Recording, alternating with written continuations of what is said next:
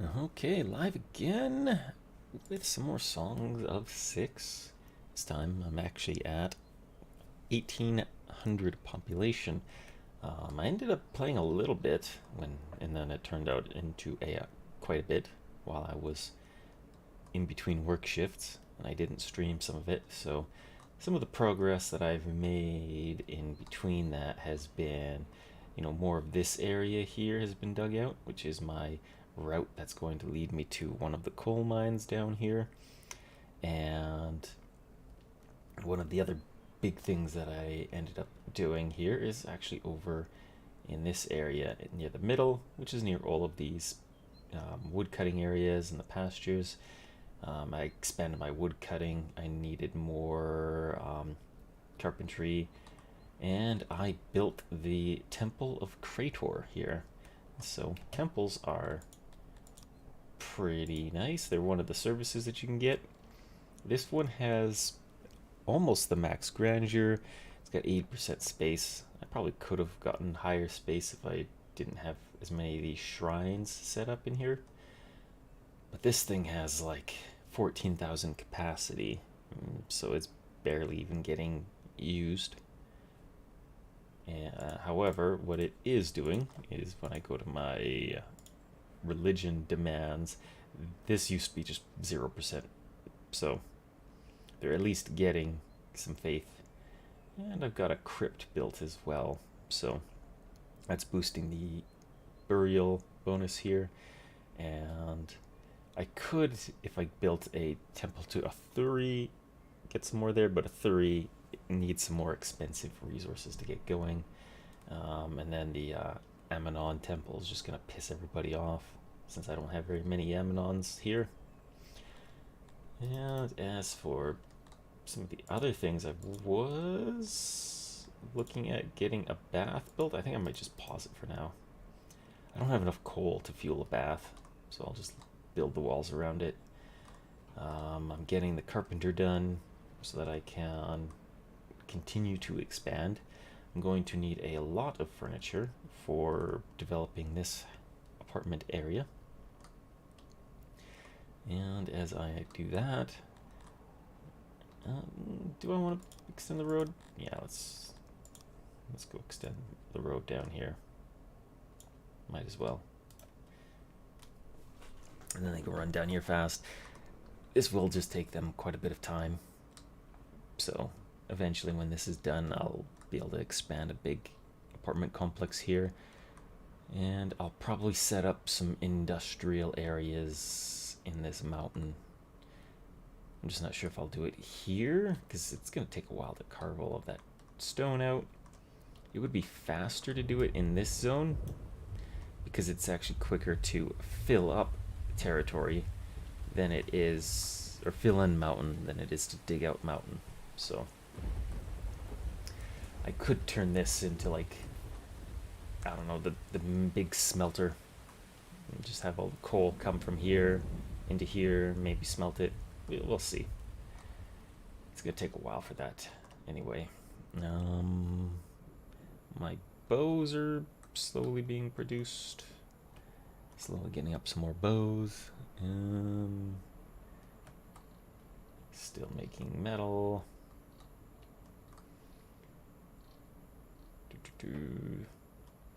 Got a second nursery in school. That way, I'll get some more humans, and they'll come out of the school with something like 40% of their education done. So this school still has some room left. This one here is maxed out. The arena is going. It's got the mass grave. And then up here is the crypt, where I've got murders going on. So yeah. As for my law, how is the law doing? I had to expand the dungeon, and that gave me, 48 extra spots, and I've got executions at 25%. So Slavery is not a bad idea to get into as well. A courthouse, I would need to start importing gems. Now there is gems down. Oh, wait, that's Cythrillian. Yeah, there is gems, but there's so small of a deposit here. The Cythrillian is actually not a bad idea to go for. And it wouldn't be too hard to dig into here and get a stone mine and a Cythrillian mine going in this area. But currently I want to prioritize at least trying to get people to dig out the road so that whenever I can get this built, I can get it built, because coal will be much more important. And as for that, I've got a decent amount of employees here. I've got lots of people who want to come in, but I'm not going to let them in for a while. If at all, we'll see.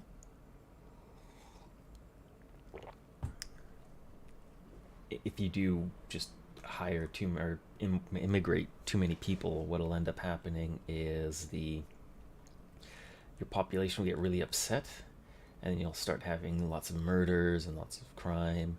And if you have jobs being filled that need to be filled, but then your population keeps dropping and you can't get immigrants back in, then you can get into a spiral collapse. I've had that happen a couple times before.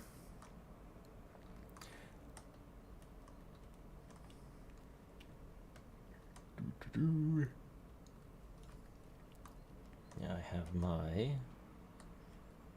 Where is it? Yeah. How much am I selling on? I want to check my stats on this stuff again. Earning lots on fabric. Exporting 1.5k.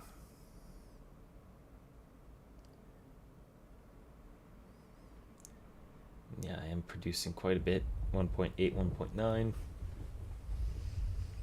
So my main export moneymaker is fabric, and I'm importing a metal, or not metal. Actually, yeah, I do have a metal import, but it's a very small import, right? I haven't imported for quite a while, 2 years, 4 days ago.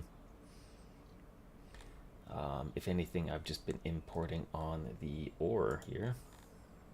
You can see lots of small little imports here. There was the one big one when I started it, and then after that it's just been small little imports to maintain my stockpile. Coal, on the other hand, yeah, sometimes I have to import a big batch of coal. I think I don't know why it says that it says I didn't import any, but then it shows that I spent money importing. Oh yeah, there. Okay, it just showed it at different spots, so I haven't needed to really import too much coal, but it does get imported.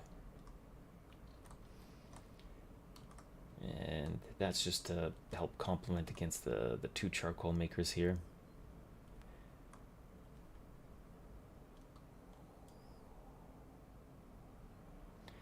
Yeah, this really big fabric exporting depot right here. It's putting in the work. Let's see, what are my services like here? You are, yeah, maxed out. Not quite maxed out there. You're maxed out there. So I wonder if that's causing any problems. Main thing is they're just upset about food preference.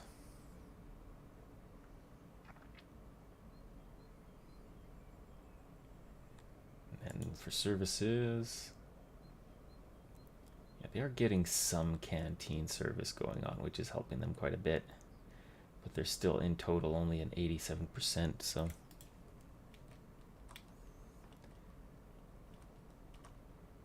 I guess a solution could be to put a new canteen like this guy here over in like this area, because there's quite a bit of population here. that would complement the eatery nearby.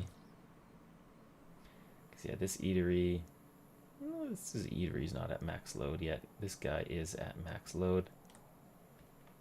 And then up here, he is not at max load.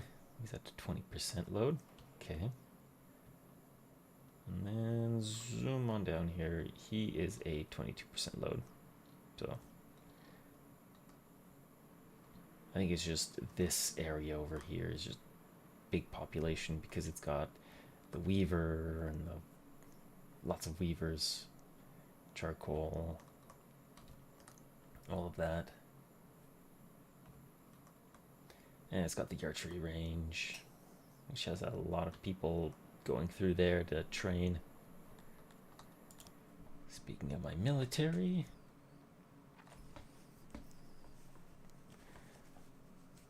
I'm not too sure how these new icons work.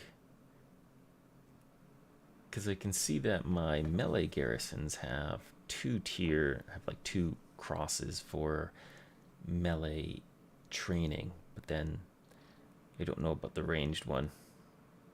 I don't know if that means that they're trained or not.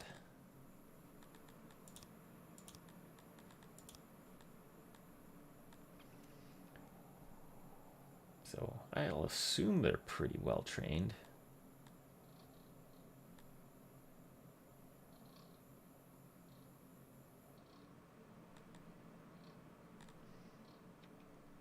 But I have enough bows, so they are fully equipped with bows.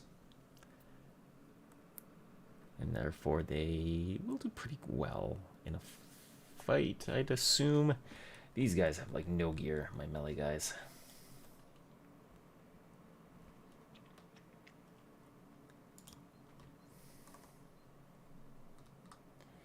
Uh-oh. So he has 223 soldiers to attack us. I mean, that's not an expensive bribe. I mean, 10% goods is a pain in the butt, but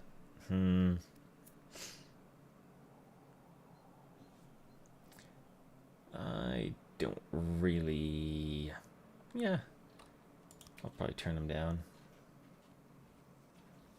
Why are you red? I think it's because they're hurting. I just came out. I noticed that person was very, very red. Okay.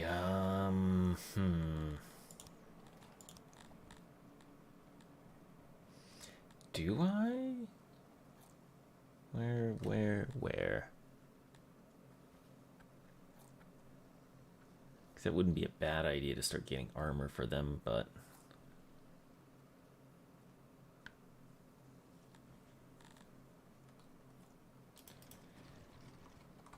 I guess the work there, I for sure would need more... Another library, right? I think I can just copy one of the ones I have.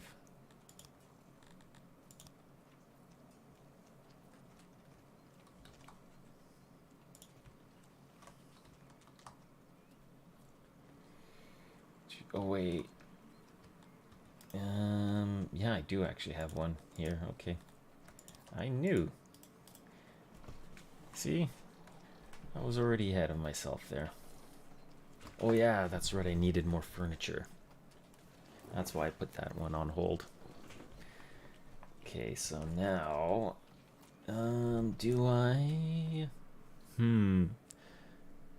I know I don't have enough...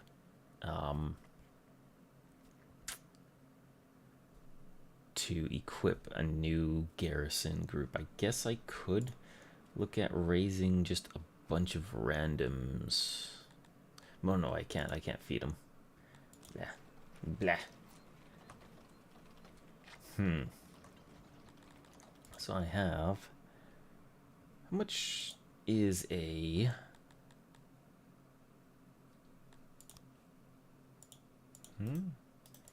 I gotta remember where the... How do I make a new army again? Oh, there we go. Recruit there. How much are mercenaries? Oh, that is cheap. I could easily get mercenaries. Okay, I am safe. I have enough money.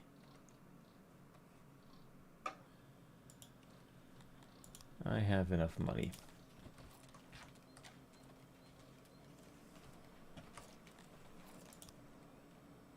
And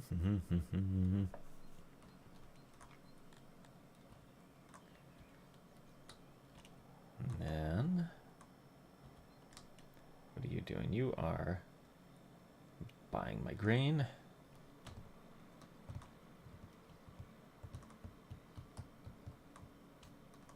This is getting closer to being done. They got the road, so they'll run through quick.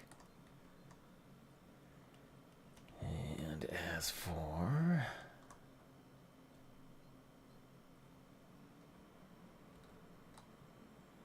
loading's done. I think with religion they will eventually start to convert. Maybe. I wonder.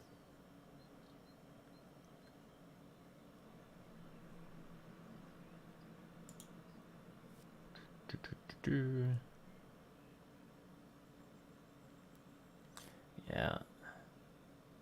Well, the faith keeps growing. So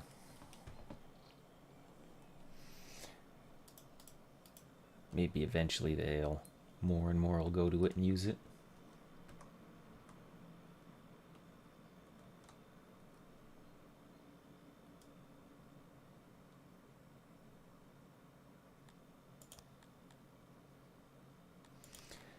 Let's go get a nice statue going here, I think.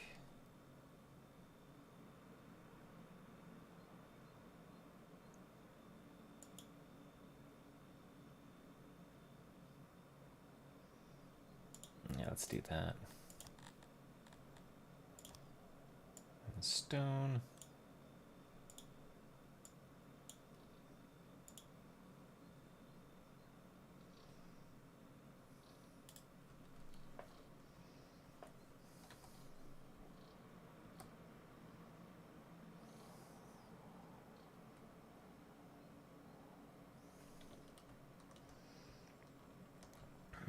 Actually, while I'm waiting, I don't think I'll need tools at this point then.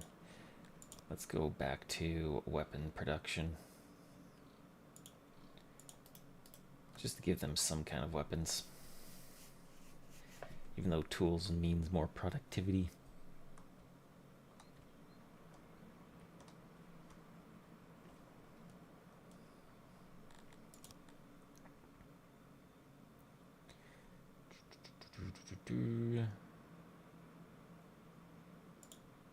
How are you doing on...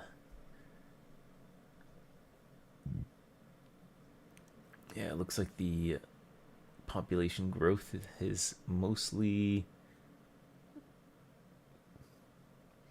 Yeah, it's stabilizing pretty much here.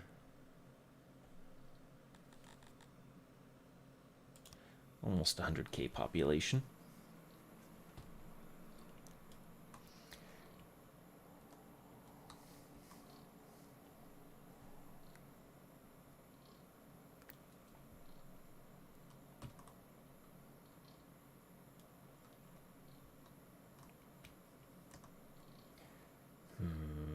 Looking at that capped out leather,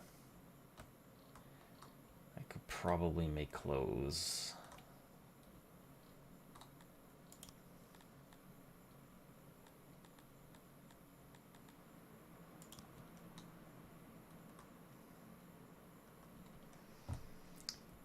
Where do I want that exactly?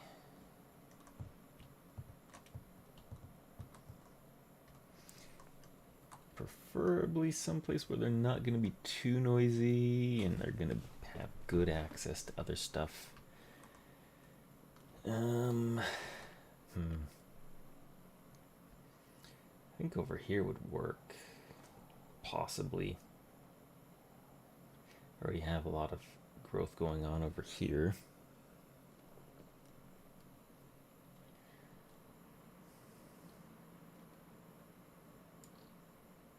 Let's see.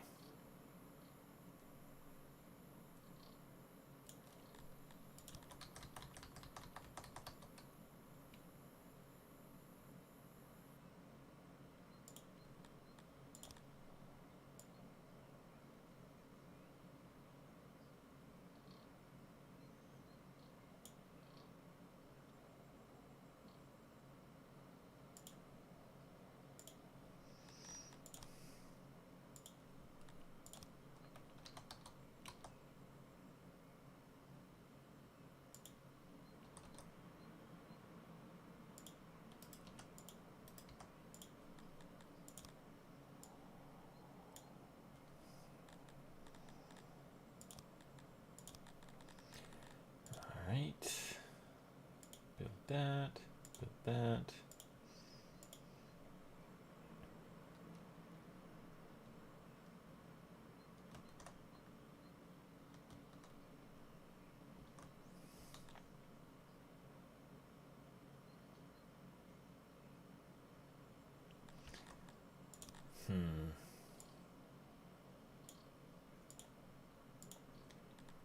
Okay, so I could get a third one.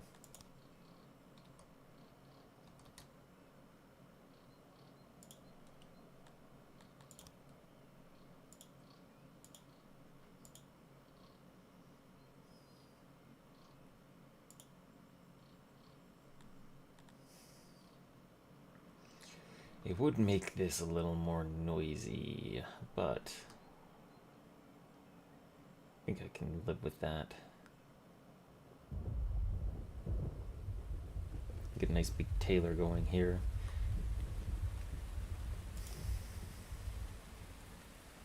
Yep.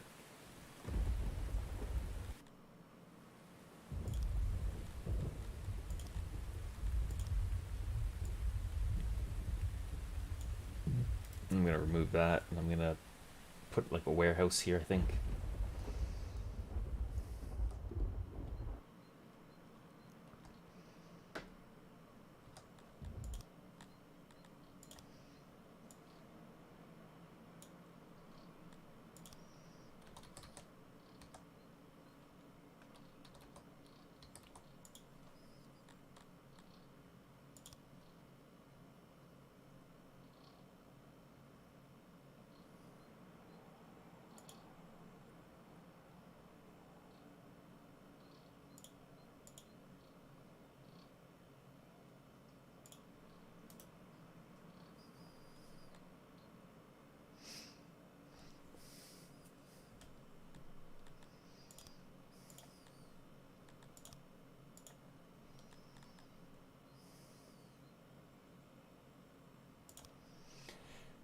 There we go.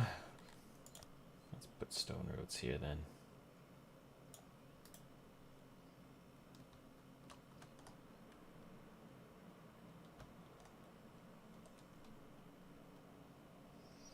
Down to 35 workers, huh?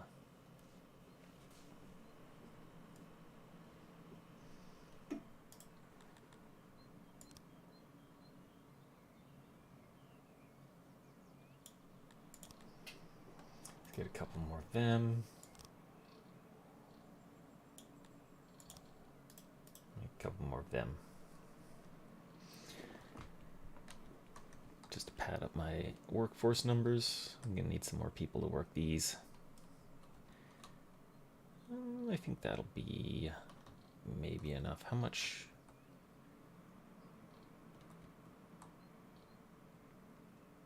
Yeah, he's gonna be like twice that much, so maybe a couple more. There we go.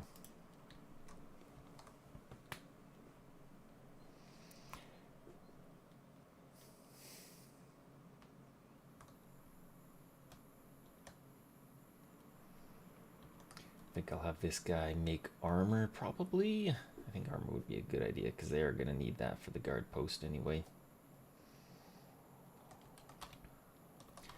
And the library's not done yet.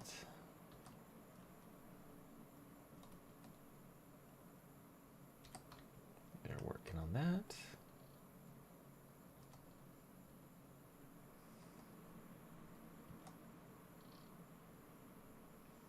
Everybody's just hanging out, watching performances.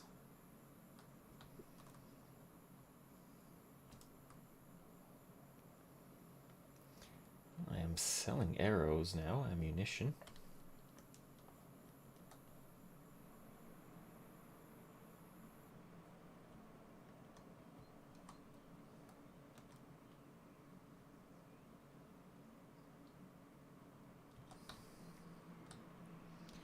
Is this done? Not yet, not yet. Come on, there we go.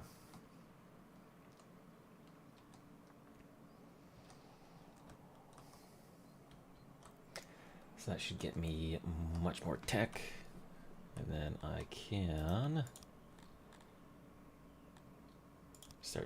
bumping up this smithing, get that armor smithing going. And over here, I think I should have armor there. I need leather. Let's put 2 here as leather. And what else?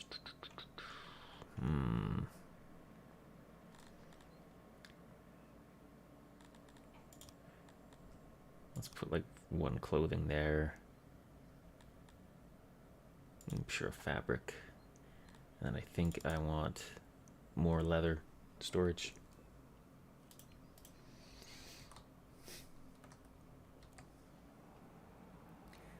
And as I'm pretty sure they're gonna use up my armor for the guard post construction. None of it will go to the soldiers, but that'll be fine. I'll just merc it. I've got enough money to merc through this coming raid. Let's get some stone roads there. Stone, stone, stone.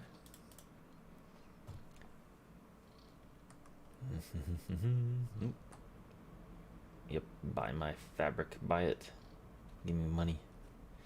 I'm gonna need that money.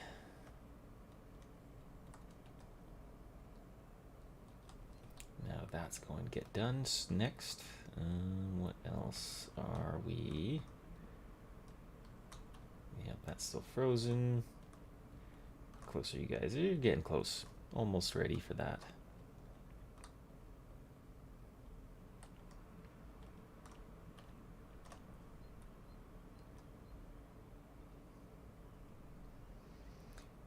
Let's speed things along, and there goes the science points.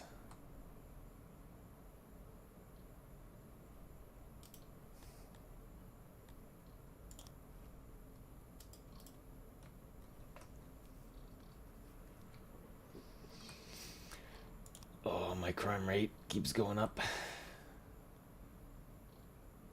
Bad crime rate, bad. Yeah, these are getting... Well, at least he's not full. That's okay still.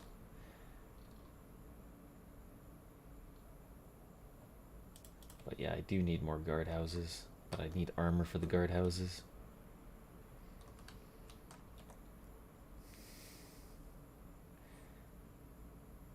So whenever this guy gets done, we can start making some armor. And finishing touches.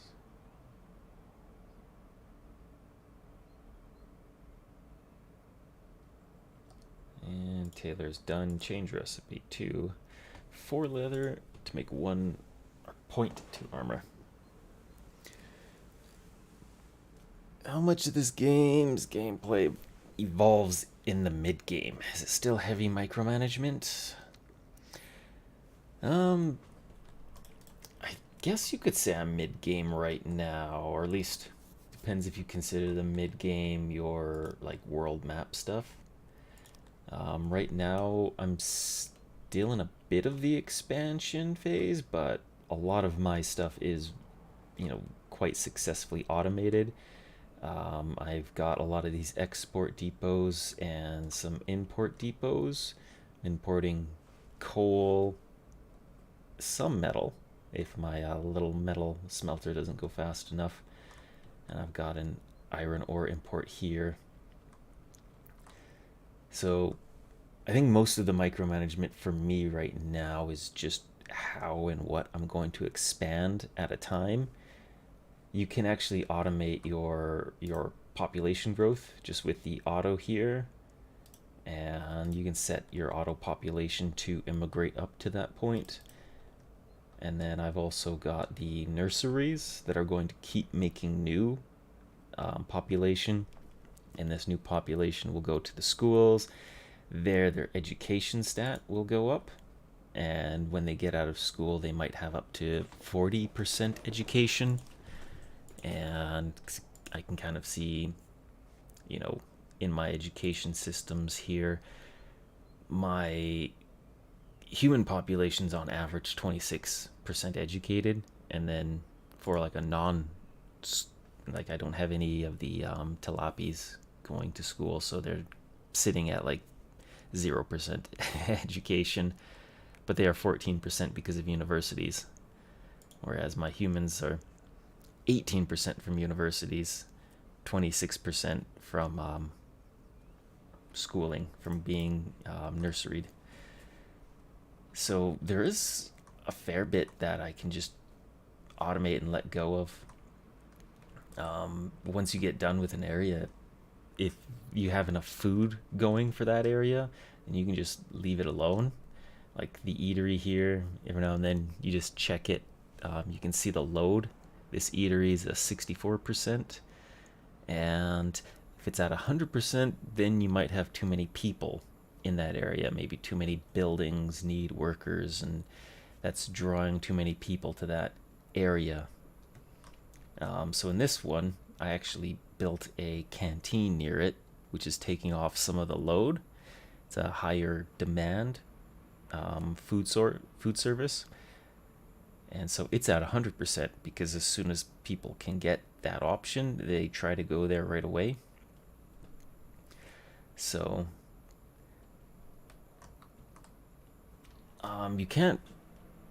you also don't have to do too much micromanagement once you get a good like layout for a certain type of building, right? Like if I wanted another carpenter, I can just go to my room copier, and then if I like that template, I can copy it. Oh, and these guys are going to start attacking me now.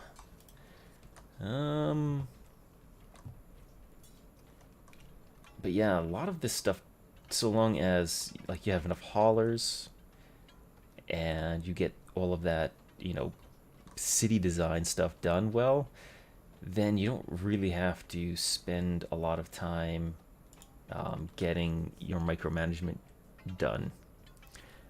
Like I forgot to set up this warehouse, so that's like a micromanagement thing that I screwed up on, but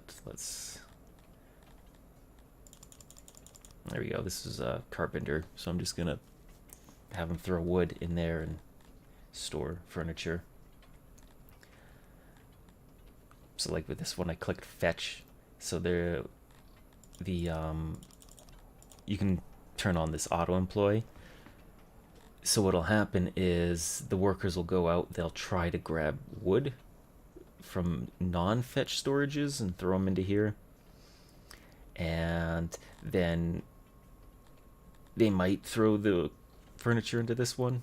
If there's a fetch source somewhere else, they'll prioritize hauling it there. So I think a lot of the micromanagement is in setting it up nice. And once you can get it set up nice, then you can usually just ignore an area pretty much forever, assuming you don't do anything to change how a service is or add, another building. Let's see, where did these rebels spawn? Because we're gonna have a battle happen at some point. Where is he? I think I have to find my messages. Rebels. Galde. Okay, so he spawned somewhere in Galde.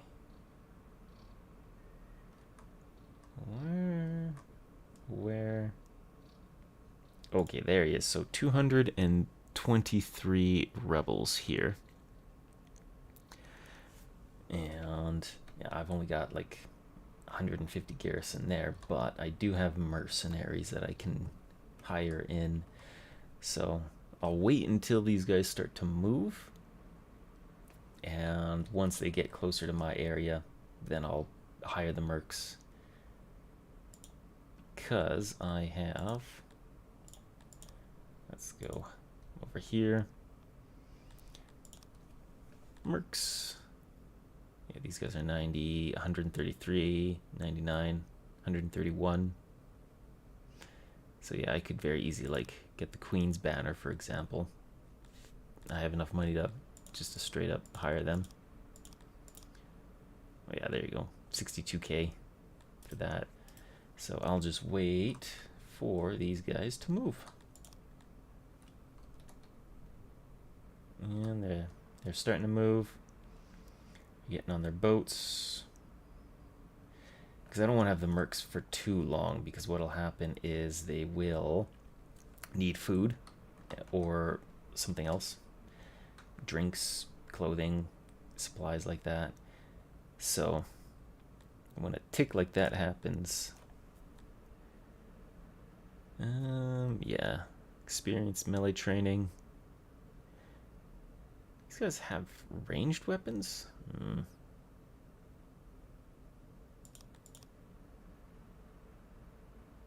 Yeah, these guys have armor and ranged weapons? Weird stuff. Uh-oh. I think I screwed up. Yep. Oh, maybe. Nope, I can recruit them. Hooray.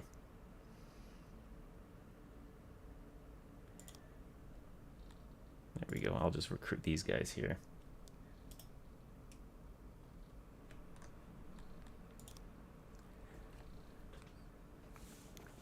Yeah, you do get you do want to micromanage yourself to not snowball very much. If I were to, I'll just pause it here. So if I look at my numbers on this right side, you can see how many immigrants are applying, and I'm not accepting all of them. That's because as your population grows, you hit demand growths as well. So right now my happiness has been very high and my loyalty has been very high. But as your population grows, their demands grow with that. And eventually you'll hit these like spiraling crises where all of your people are upset and they start killing each other in riots or by increasing the amount of crime they're doing. And then your population ends up collapsing because you can't put workers into the services that they expect.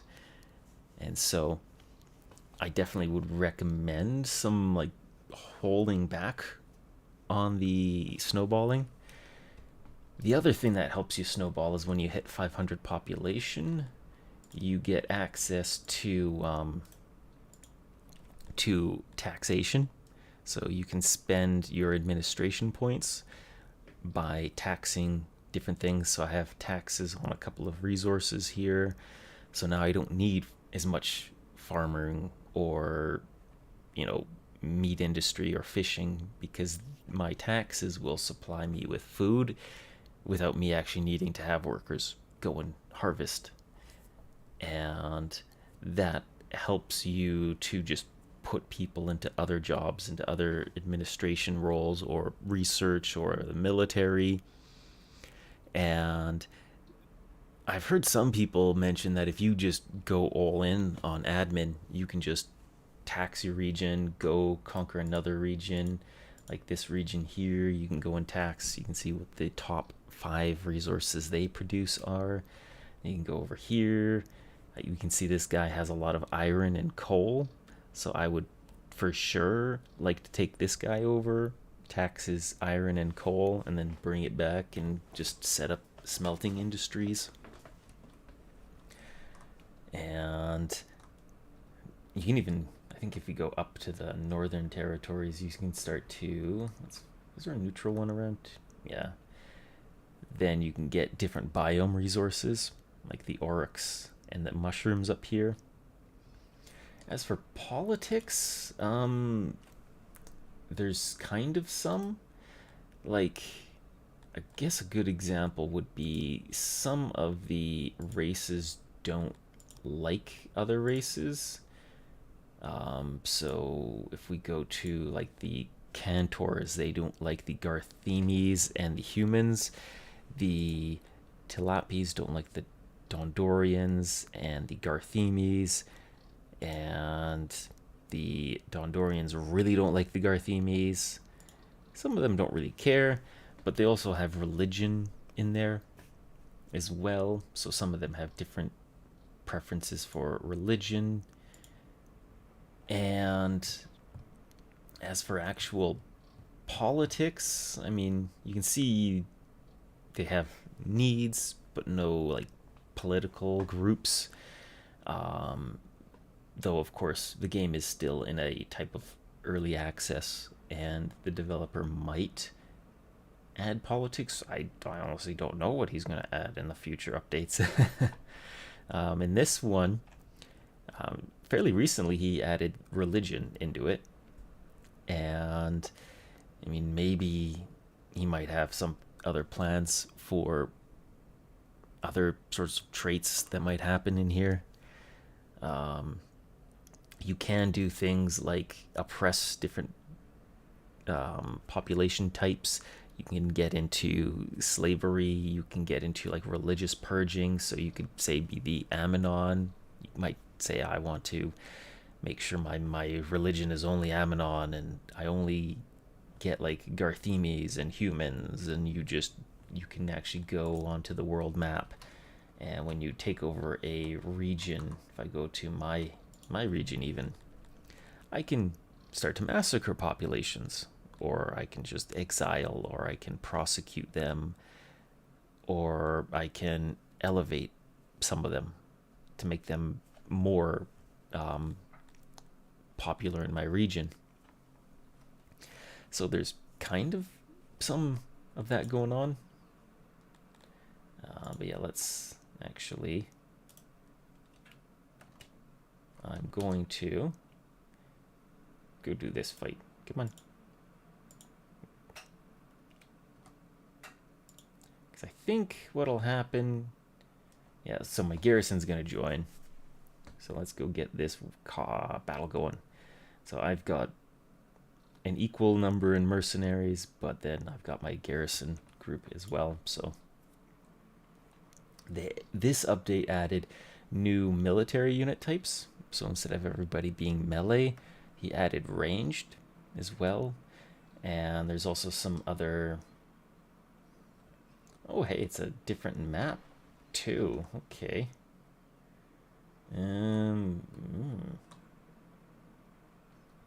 Okay, so he is down here, okay, and I am up here, and I think gave me a catapult. Wow. Okay. Gave me a catapult. That's cool. So yeah, I've got my ranged group here, so I could... Let's see, there we go.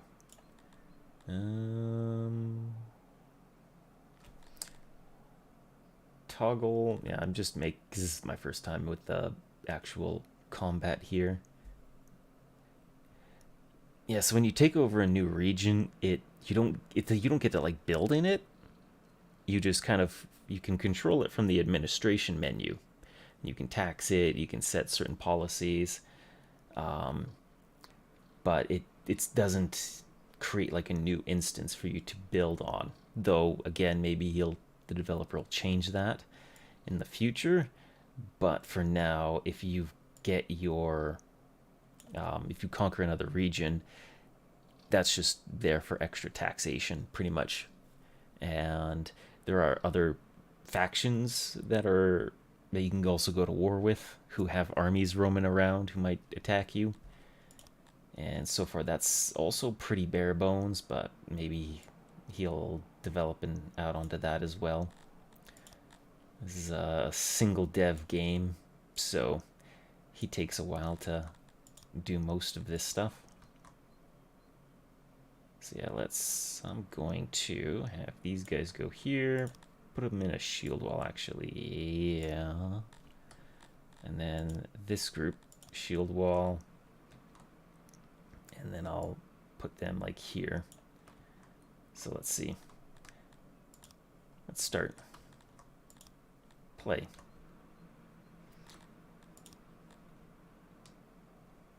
Guard mode. Oh yeah, turn that off. You are going to be attacking. Oh, here they come.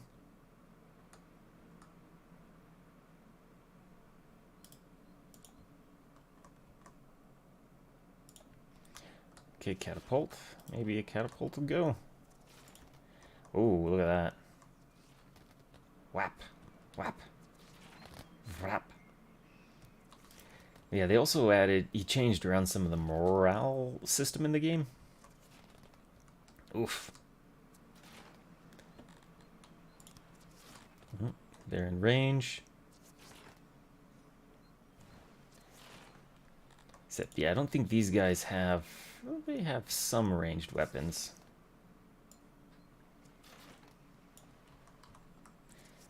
Oh, yeah. These guys have some ranged weapons, too, but they're just super short-ranged. Yeah.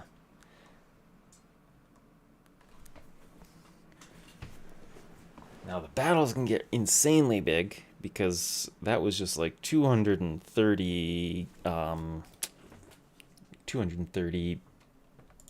like rebels. So I can take prisoners. Generally when you take prisoners, it upsets that population of the sort of slaves for it. So I'm actually going to take some Garthemes, I think. Yeah, let's just do that. They're going to give me a bunch of drinks, a bunch of rations, a bunch of clothing. Cool. Yeah, I'm actually quite surprised by how strong the... I was watching a video that was showing the range combat for that the developer made, and he started out with shooting archers at unarmored targets and archers at armored, fully armored targets. And those guys were unarmored, so they melted. And then in his video, when I saw him shooting at armored guys, the armored guys just did not care at all. So, but yeah, this guy's got 2,180 soldiers in his army. And he's got another army of 3,324. This guy's got a 2,600 army. This guy's got an 8,331 army. So yeah, some of these AI factions are pretty big. Another 8,000 army there. Another 9,000 army there. So far, I don't see them really doing much. Like, I'm not sure if they go around and conquer things, or like kind of just lets you do your thing and just sort of grow and expand, and then you eventually bump borders and fight with the AI factions. So now I'll go jump back to here.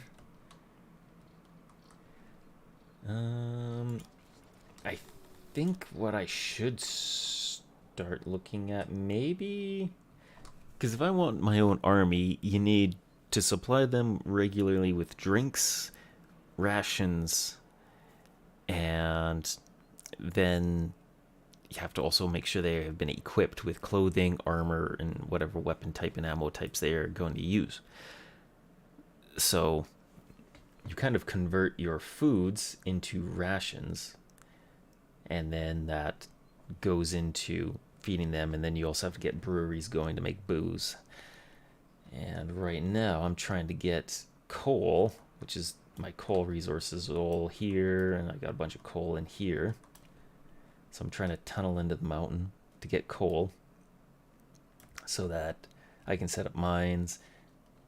Then I can use that to fuel the breweries, and then I can get drinks for the soldiers.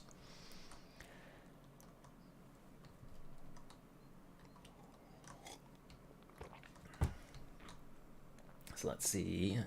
But right now, I'm also looking to help try to improve the morale of my people while I wait for them to tunnel through the mountain. And so, yep, I actually just did that. Well, the army is currently an empty army, so I removed the mercenaries. Essentially, when you hire them, you pay them their wage double, and so they cost quite a bit. But that was it was a little more expensive than if I paid off the guys, plus I got resources from them. So now that I disbanded the army completely, it was an empty army. I think it will send the loot back, maybe, or it already did, but I just immediately disbanded the mercs right after the battle there. But yeah, like this place is like 148 garrison, but you have to do a little bit of a siege to take them out, and you need food and drinks to last long enough to be able to finish your siege. So you can't exactly just rush in unless you have that supply, which I could get, but I'm kind of more focused right now on building my city, as I've got my big crowd here listening to the speaker. That's one of the entertainment needs, and they're all sitting right next to the guard post here, which is right next to the toilet. Ooh, that is 100% load. Yep, this toilet is full. Do you need another toilet? Because I guess that one's 48%. How's this one? 22%. Okay, so not very many people use that one. And then down here, that one's a 29%. Okay. I think it's just because it's a very centralized toilet. Everybody wants to use that one first. I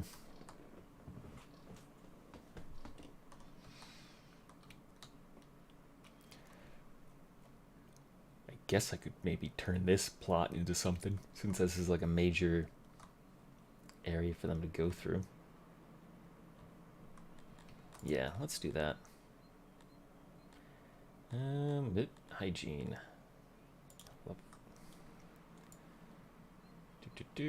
Build that. And the biggest latrine possible. 1, 2.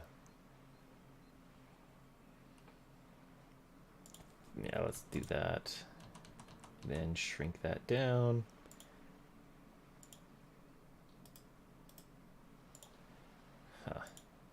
Let's see. Turn you to wood. 1, 2.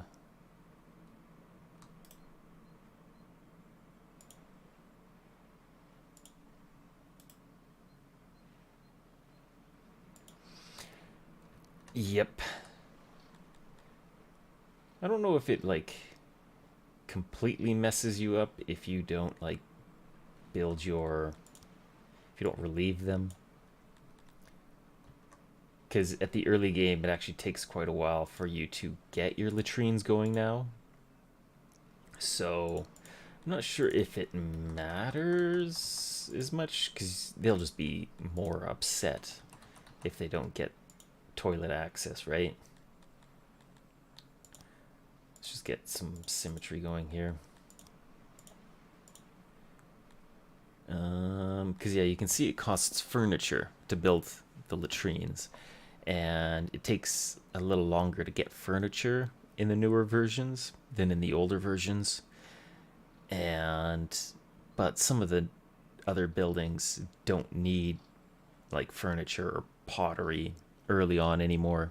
So he's changed around some of the resource costs on some of these buildings.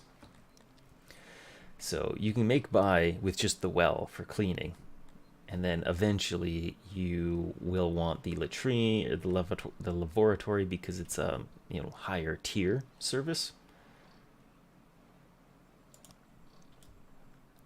So if I go into services, yeah, it is still considered like one of these others. It's not part of the hygiene rank.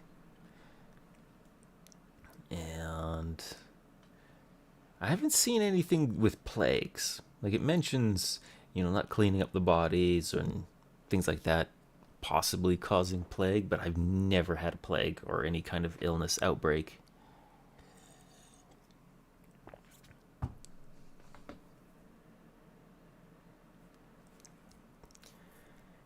Yeah. So in the newer version, if you play and you don't have your bathroom, which I didn't have mine for quite a while when I did my start. My starting area was just down here, and they didn't seem to mind, right? And eventually, I did build this big laboratory, but it was after I built the carpenter, and so yeah, they didn't seem to be too bothered without that service. Um, yeah, so I think they just changed it so that they can relieve themselves. It probably makes them unhappy if they don't get to use the actual bathroom, but it doesn't like cripple them anymore. One of the other big changes is also temperature. Like before, I used to just have tons of people die from heat stroke. And so, like, start of the game, you'd have, 15 people, and half of them would always die to heat stroke in the summer. But now nobody dies from heat stroke, like, ever. I mean, I'm in a temperate climate, but I'd still usually lose, half my population. So he rebalanced some of that stuff, um, which means you can actually get the ball rolling more.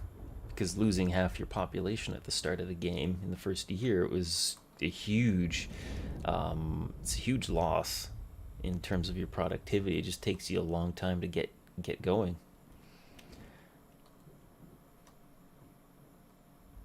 And they did change a couple of the other UI settings. Like there's some different layouts onto here, and different. I mentioned some of the building things they have different costs to them now. So like flat houses still have that wood, furniture, and fabric cost, but the dorms now only cost wood. Before they were wood and furniture. So you can get a dormitory going right away at the start, and then the eatery is only wood. Before it was wood and pottery, and you'd have to import your pottery because you needed metal to mine pottery. But now you don't need the pottery to get the eatery going. You only need the pottery for building the canteen. And bathhouses haven't really been changed, but yeah, the laboratory now it costs a fair bit of furniture. They added the entertainment tab for getting more happiness things. So speakers are very simple, only costs some stone, and it has like a 50 service availability. So every now and then everybody will come around and they'll listen to the speaker. So disasters, the only you saw the raid. So far, raids are the only disasters in the game. There isn't so far. He doesn't have anything like crazy storms that'll happen. You'll have weather come in, but that doesn't like wipe out your crops or something.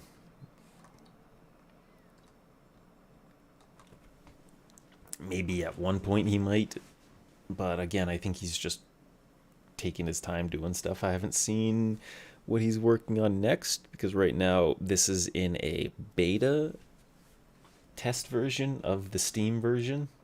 So it's kind of like an early access of the early access.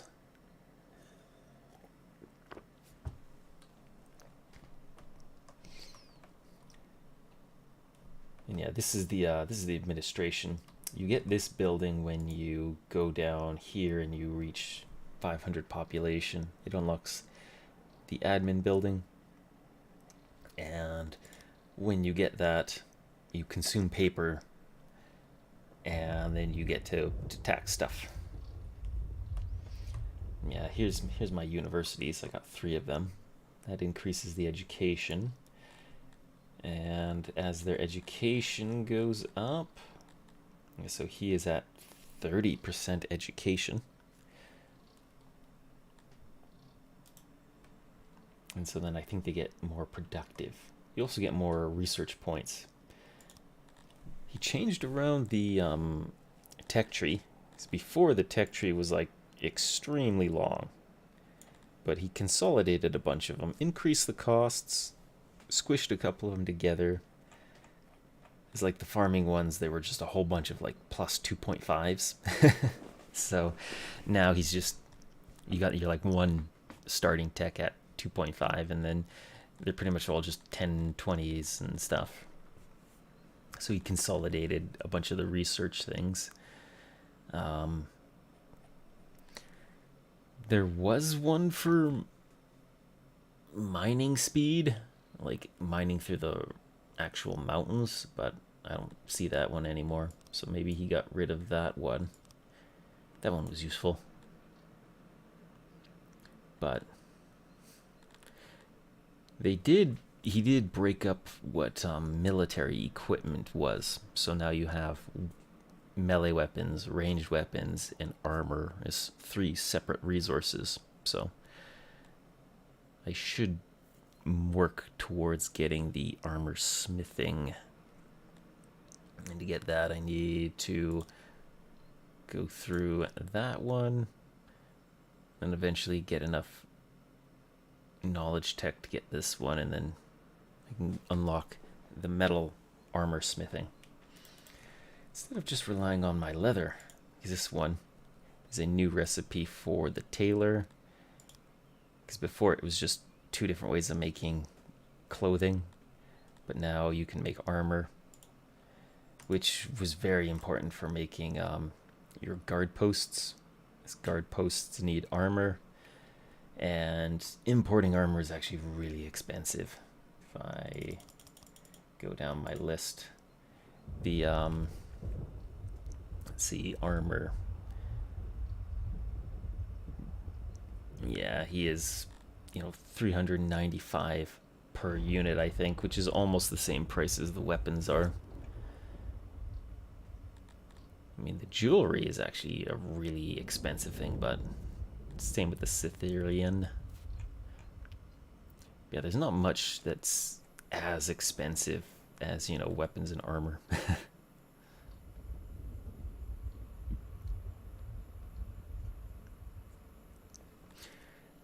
Yeah, like there's really no healthcare stuff going on here. It's just hygiene. So you just have murdered, cold, heat, drowned, starved as, wrongful deaths, and then people dying of old age.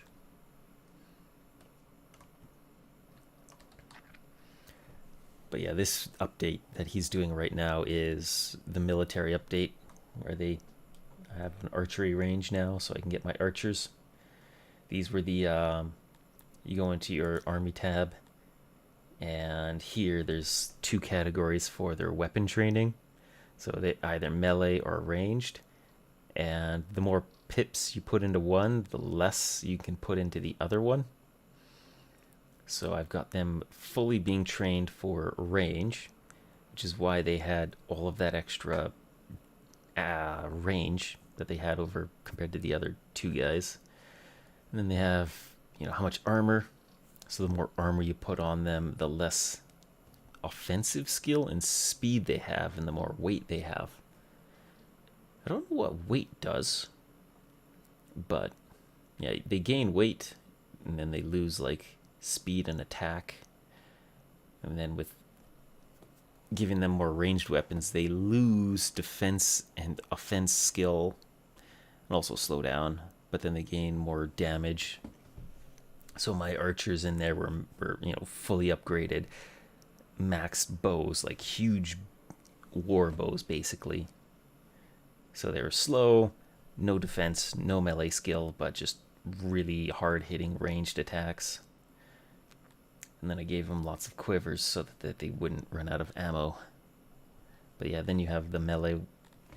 So some of those mercs that I had a mix. So they had like 1 pip of ranged, 1 pip of ammo, and then like 1 pip of, or 1 or 2 of like weapon skill, which meant that they could at close range, shoot really short-ranged weapons, kind of like Roman legionnaires having some of those javelins on hand. So you can do these like hybrid type armies, or you could just go all in on a really heavy armor group at the front that takes the range damage, gets into melee, and then you could have some faster flanking units that are more weapon, less armor.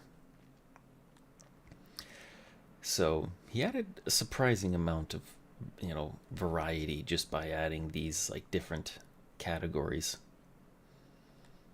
And then you can even customize the icon type so that you can tell what unit type they are at a glance.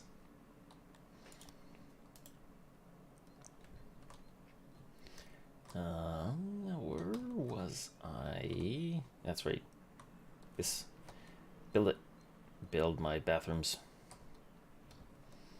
Because while I'm waiting for the tunnel to build, you can see just how much distance it takes them so long to tunnel.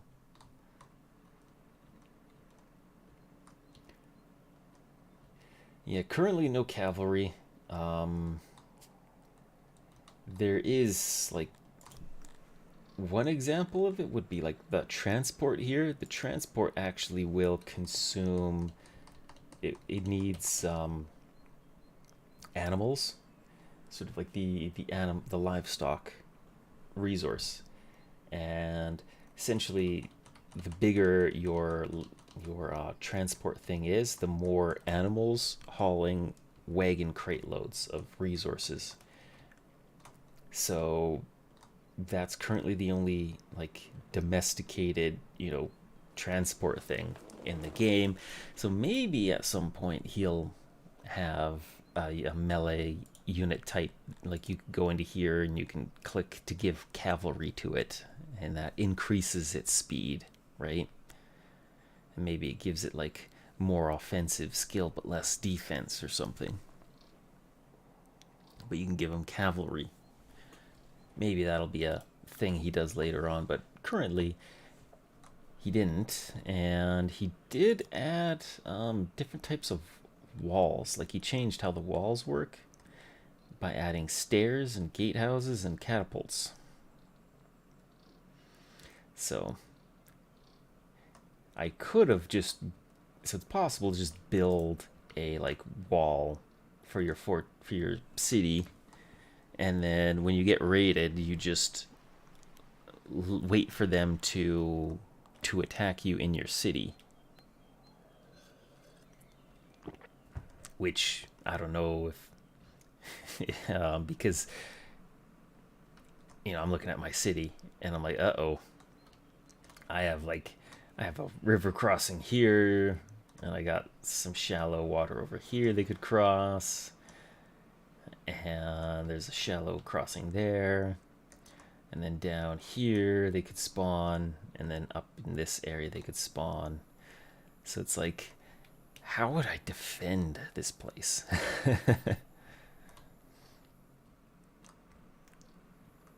Don't know.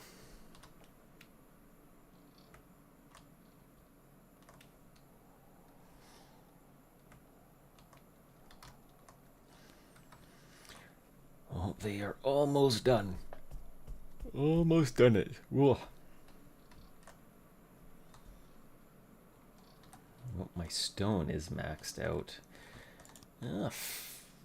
Oh, that's why I've got like only 8 free workers. I think this consumed a bunch of workers on me.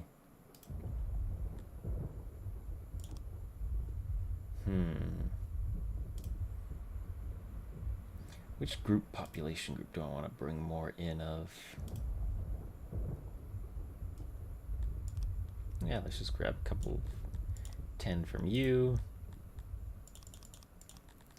10 from you, and then 10 from you.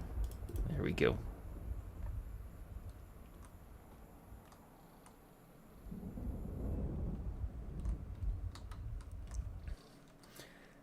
Because I want to get this done, and then I can turn this into a really big apartment area or flat house area.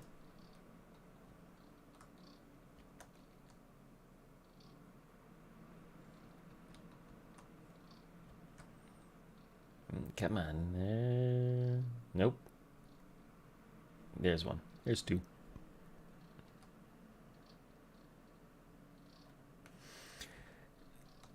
So one of the really cool things that he added with this new update that makes it really easy to see how much you need. This was the first dorm I built, and when you build it, you'll see this. It'll tell you your available services and your capacity. So in this case, I have 48 beds in here, but it has a capacity of 182. So that means that within a sort of cycle that everybody needs to sleep within a certain period of time, only 48 people can use it at one time, but they're not going to use it all that day. So 182 people can use this facility within that period of time before then like the next day comes around and then people need to go to sleep again. So they'll even have that's even available for like the eatery here. It's 20 people at a time, but it's got 161 capacity, right? And then I can also get that number for the laboratory here. It's 23 spots for them to poop, but it's got a total capacity of 156. So I wonder if I actually even have where I would find that.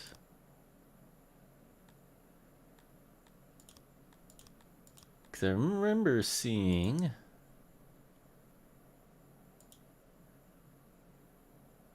this is just the slave stats there. Infrastructure. I think that's in here. Oh, these is just jobs though, so it's how many people I've got working here. So it doesn't actually show how many rooms, but I could easily go through here and get a very quick glance.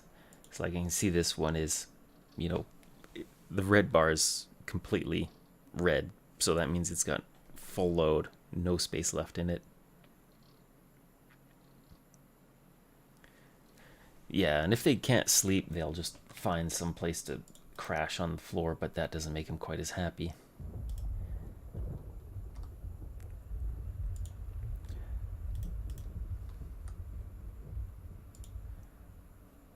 Yeah, some of these jobs will have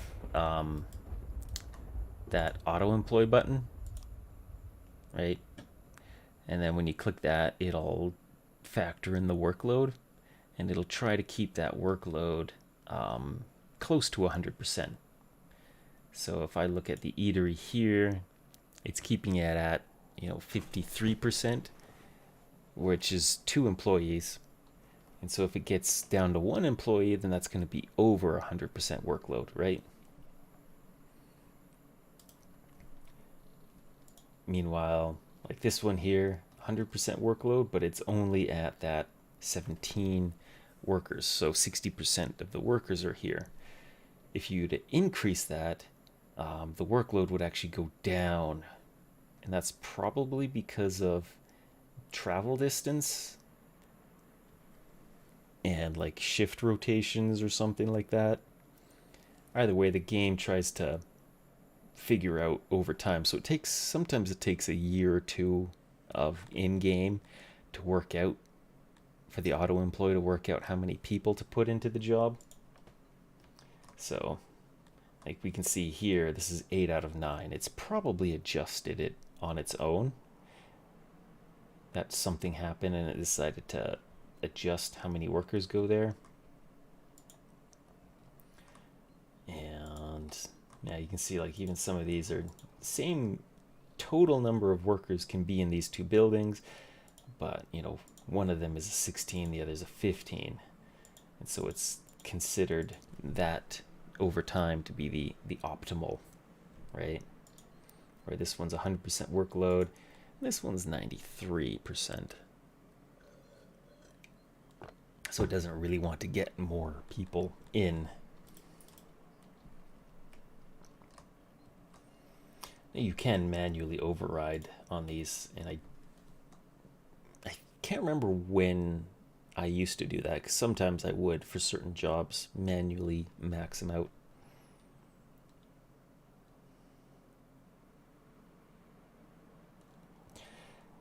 So I don't know what causes people to do murders, because I do have crime that happens, right? I got my two dungeons up here, right? And it doesn't really say why. Um, yeah, I'm just gonna set these to auto employ right now, but yeah, it doesn't say why there's a cause for it. Like you have um, your law thing, your crime rate, and so it's like 1 in 50 citizens will commit a crime in it. That's determined by all these stats. So depending on your crime rate, that'll affect the rate that your 1 in 5, your 1 in 50 will, go out and do something. And pretty much it's always murder, right? But yeah, you can see I've got like 2, 3, and it seems to be currently a lot of these crimes are being done because of low law rather than low happiness. So I think, according to this stat, it's just two factors that are going into the crime, and that's their happiness and the law. And so the more that I do of things, he even puts the formula in here that determines your law rate. So I think what I need to improve my law is alternative forms of punishment as well, because right now I just have prison and execution, right? And currently 25% of them get executed. So, let's see, where is law? Yeah, I think I would need a court.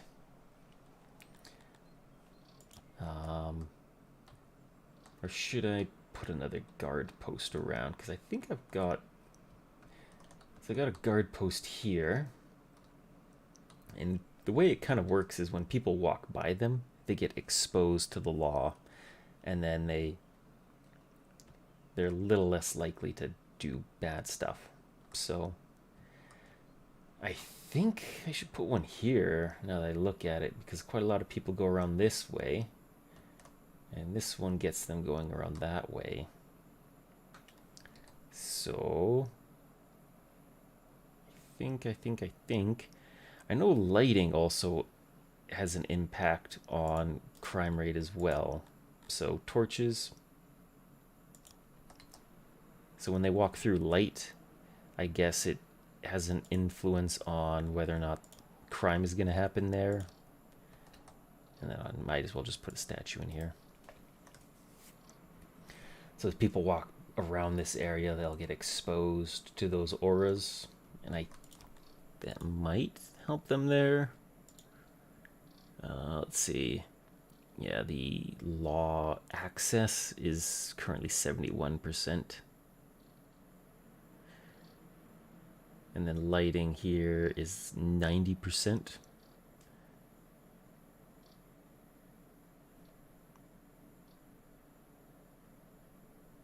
Currently I don't have any dread, so dread would make people be more obedient.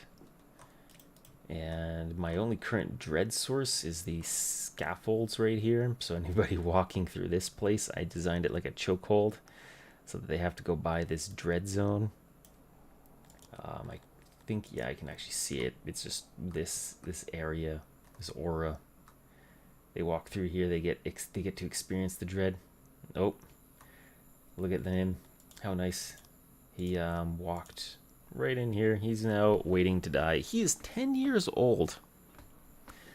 This guy is 10 years old and he's gonna get his head chopped off. Oh boy. Eventually the executioner's gonna come.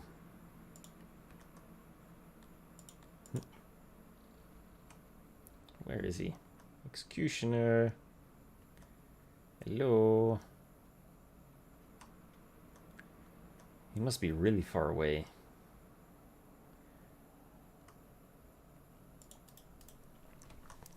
But yeah, I know some of the really wild things that can happen in Dwarf Fortress. I actually made a video on messing around with trying to investigate people stealing my sock, my artifact sock, which, had gems encrusted into it and big stones and spiky pieces of wood, and like everybody kept trying to steal that sock. Oh, there goes a corpse. Oh, there we go. And chop. Oof. That guy's a bloody mess. And that's why I put a mass grave right there. It's actually getting pretty full. Not too full, actually. It's only one quarter full, I think.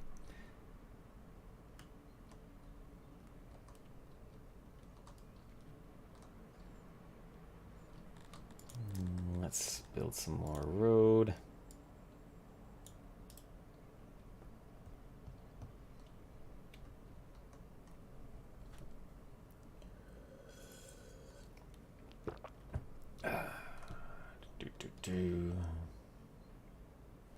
What is my stock on armor? It's pretty okay. Yeah, not quite enough to completely build that yet, but it's close.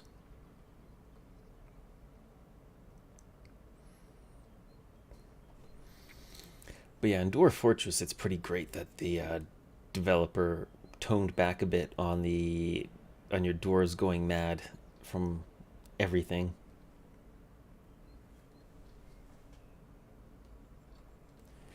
Mm-hmm.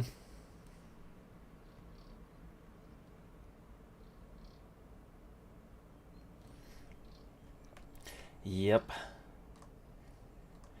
I think it's just randomly picked them, right? Because like the way that it says in game here is, oh yeah, it's just 1 in 50 citizens will commit a crime, right?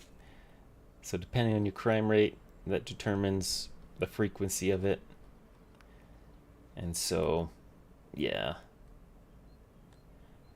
he basically got the RNG lottery that said, "Oh, you are going to commit crime now."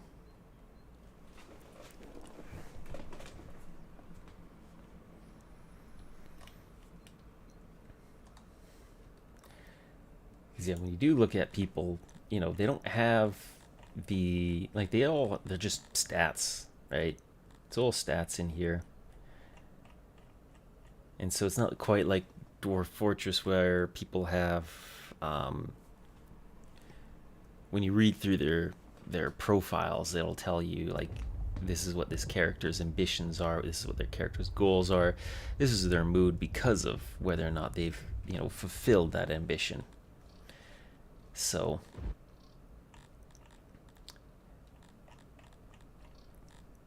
it basically just pulls a lot of that RNG stuff out. But yeah, you'll have things like whether or not they have access. Like this person didn't have access to a stage, and so then that's going to impact their entertainment fulfillment, right?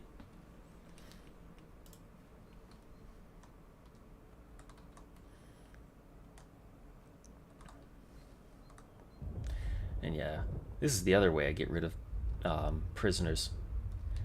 The arena, as they get to go in there and they basically, the prisoners fight in the arena, and then they end up in the pit. I need to spruce this place up, I think. Yes.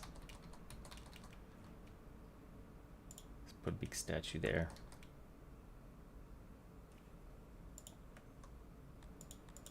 Statues. I'm sure a big tree, maybe. Nah.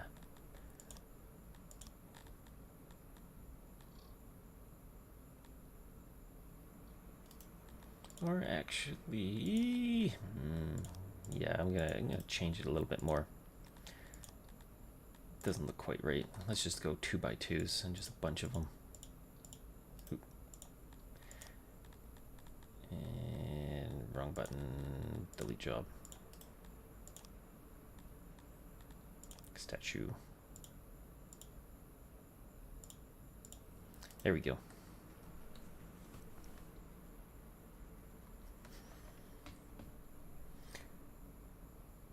So this, it's filling up. They're showing up. Look at that.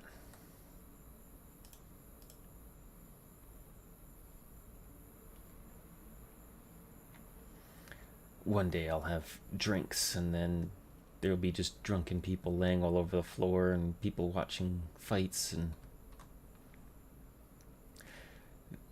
oh, they got upset and they started throwing stuff. You can kind of see the debris in there. They all throw things. But yeah, where is it? Entertainment, the arena. There's 3 different sizes. You got the fighting pit. You've got the arena, which is what I have there. Then you have the grand arena. Like, this thing is huge. And it can potentially serve up to almost 5,000 population. This thing is nuts. It takes a ton of resources too. Let's see. Yep, lots of people are being murdered. And where's my other graveyard? Over here. Yeah, this one's starting to empty out. Eventually, your graves, they basically like recycle and consume the body, and then you don't have to worry about your graves filling up, assuming you have enough graves just sitting around to be able to process all of the casualties. Oh, and now my knowledge has gone up. Let's increase the smelter there. So now I just need another 800 and I can make armor with the metal recipe. Yeah, and this is done. So, civic services, flat house. Time for the big project.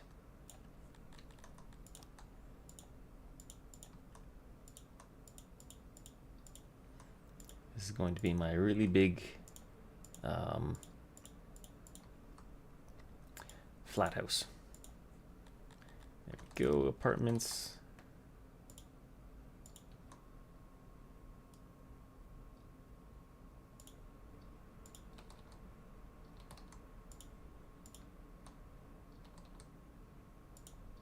Apartments there, there, and there. Yeah, the graves will eventually empty out over time. Let's make this place comfy with carpets. Do I want knickknacks? Sure.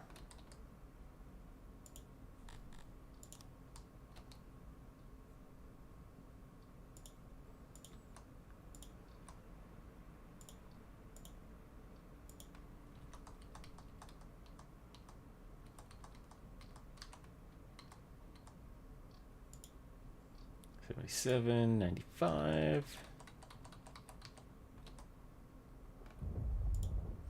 $99.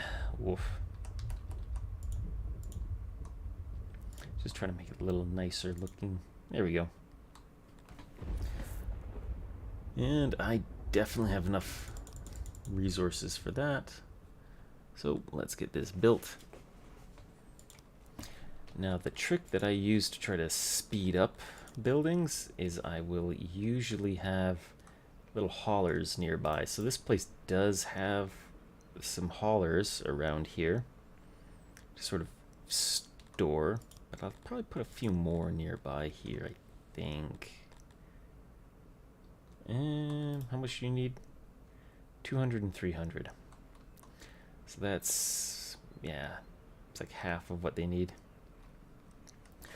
Some of the populations actually prefer living in. So the Dondorians, they like mountain buildings, right? So the certain wall types, they do not get anything out of wooden building.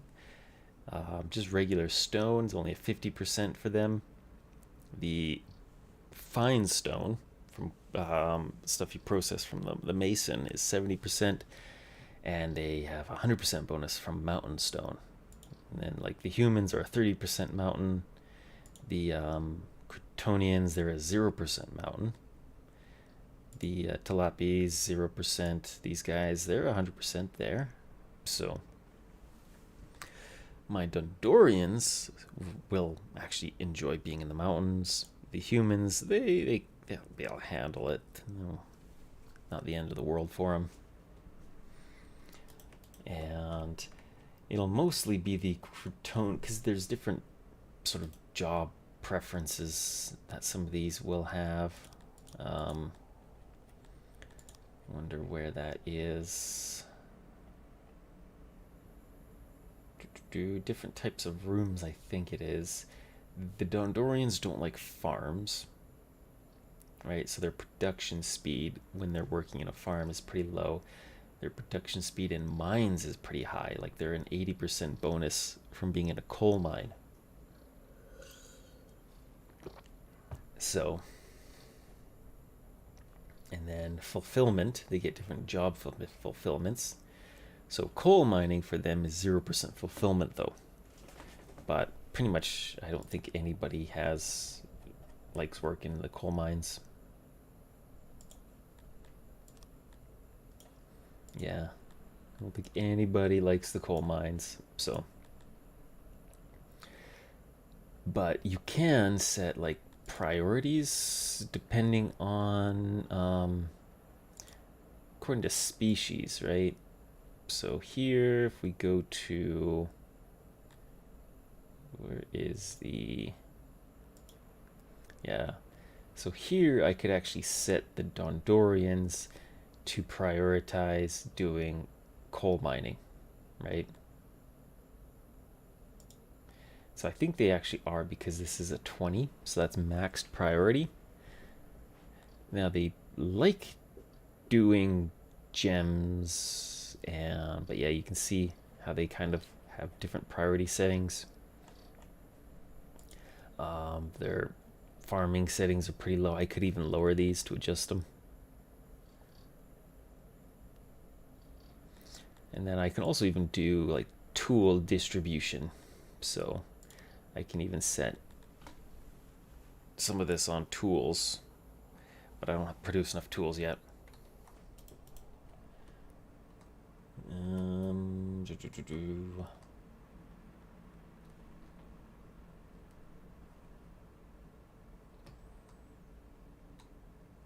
Let's see.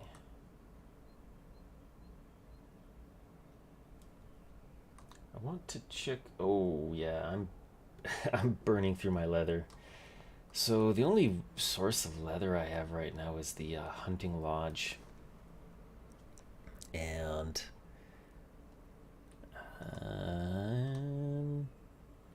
yeah, he's using that.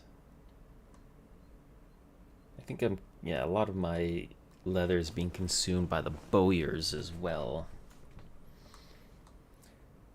So I think I'm going to stop on the tailoring here and just go to make clothing. And yeah, he's making weapons right now, but I think I'll switch him to, yeah, I'll put him back to tools for now. I'm getting close to having enough knowledge for the armor smithing. And I've got enough armor made so that I could get my other guard post up. I'll probably want a guard post for this area, because this is going to be a major choke point.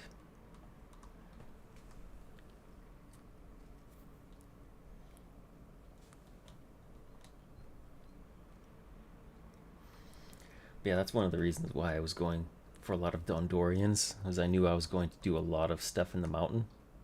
So I have pretty much a quarter of my map is mountain. So it's a lot of area that I could build in.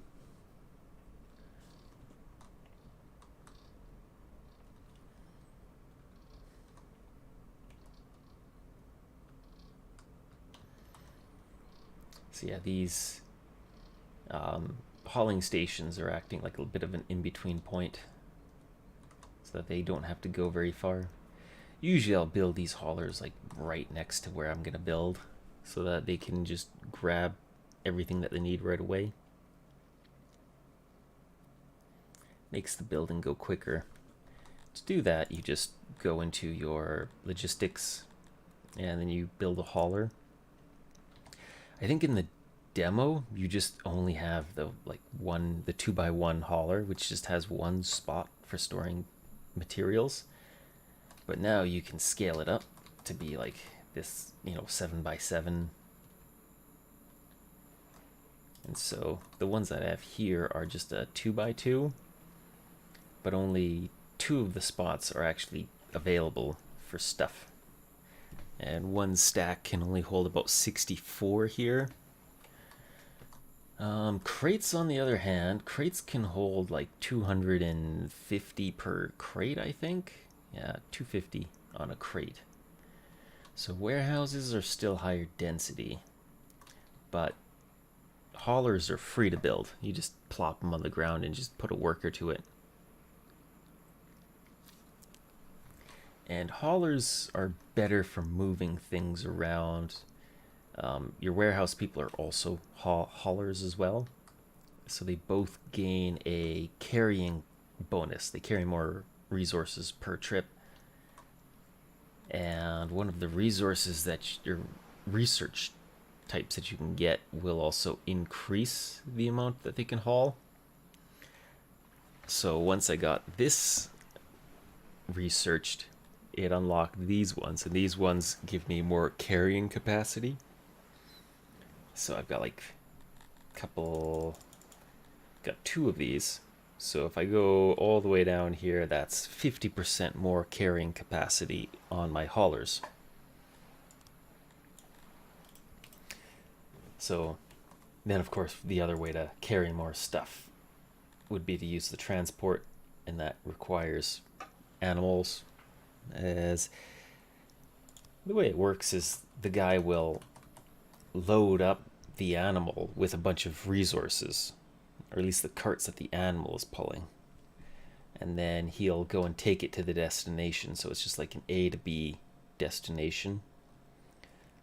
And so I'll probably do that to a certain degree with all this coal and send it up into like this area by setting up a big hauling train to just bring tons of coal, because I'll need coal for the bathhouse, for the canteen, and wherever I decide to put my breweries and bakeries.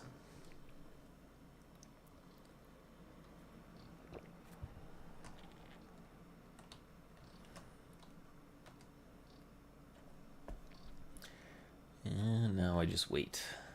I want to see how much. I want to see this guy get built.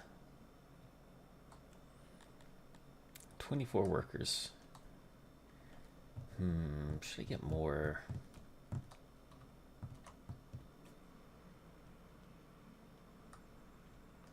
Maybe.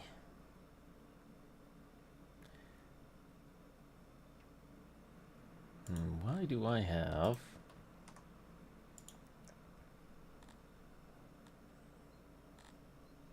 My rations are maxed out.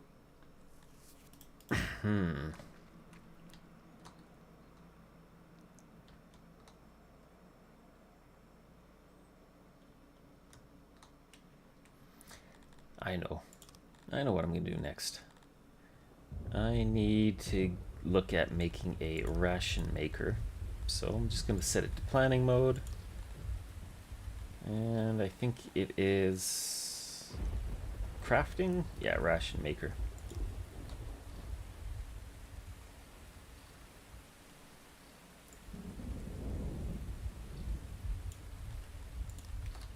And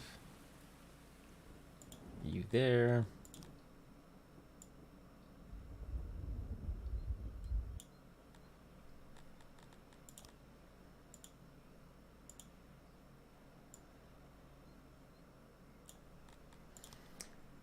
There we go. I think the auxiliary bench.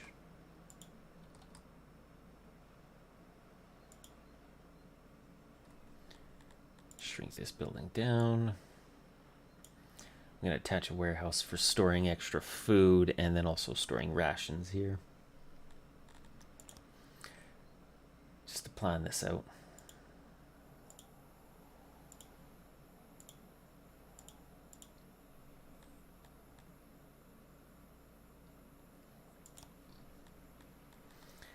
And I will disable the planning for this next part.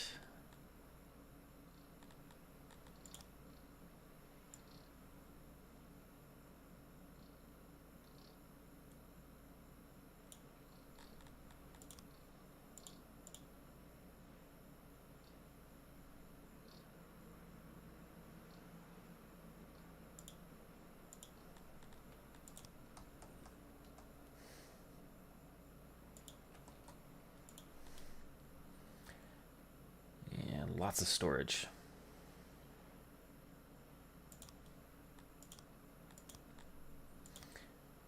And then just to save some time, I'll get them to just build the wall and not the actual building.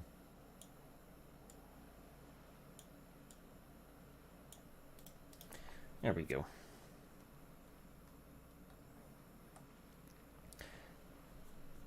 Because I'll eventually want to start making rations to get ready for military expeditions.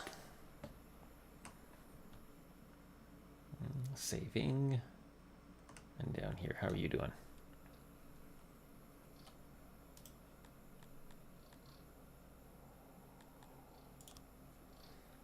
Go up to 50.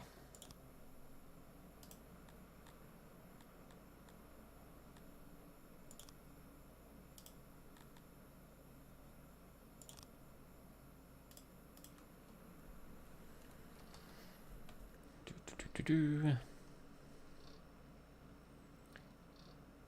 think I'm just waiting for the people to actually assemble everything.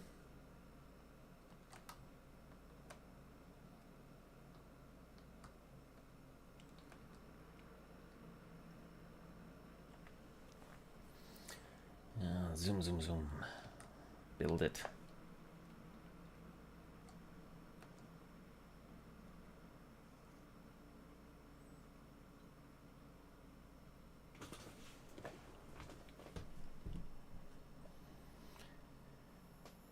Almost. This should be the last step for them to just... Now they're going to assemble it.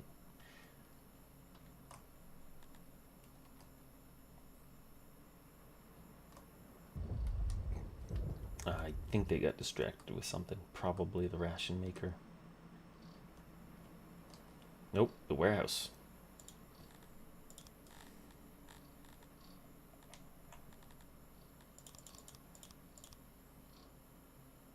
There we go. I'll put that. I don't know what resource type I'll use for the ration maker, but I'll just have this. Let's have it set up to hold 10 crates of rations.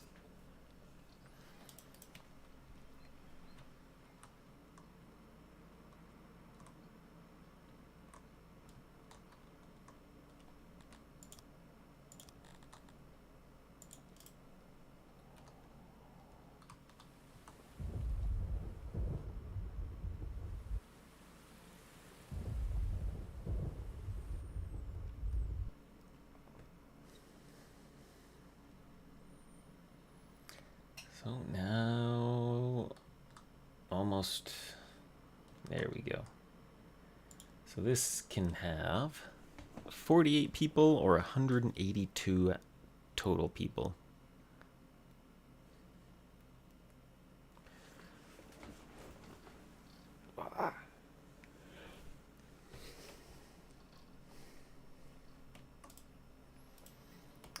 Now, one coal mine will probably be like 150, maybe. Coal mines need a lot of people.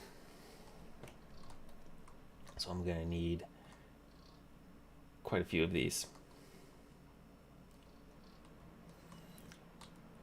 But for now, this one will suffice here.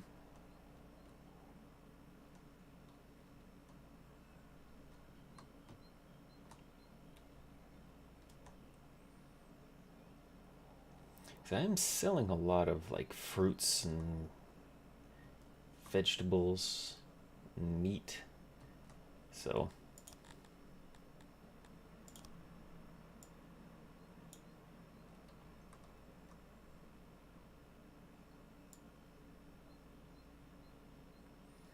yeah, let's see about increasing the walk speed on some of these areas now that I've got capped out on my stone again.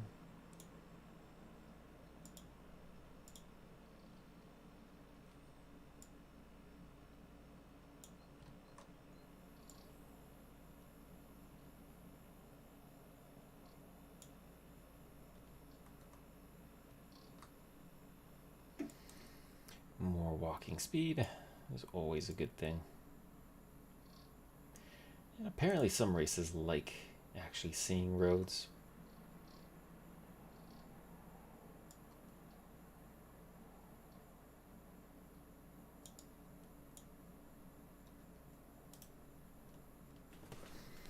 So road it up. Wonder where it shows that at.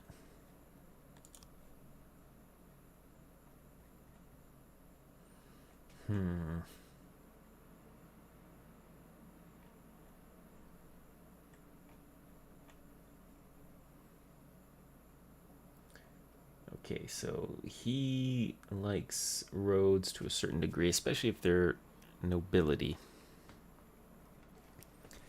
They have a high, we got a pretty good preference for roads. Yeah, speaking of nobles, do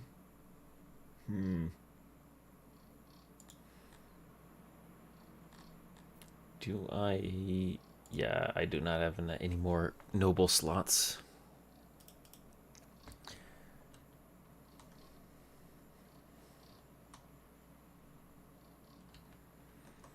Year 55. Okay, so he is now alleviated. This main laboratory isn't completely overrun.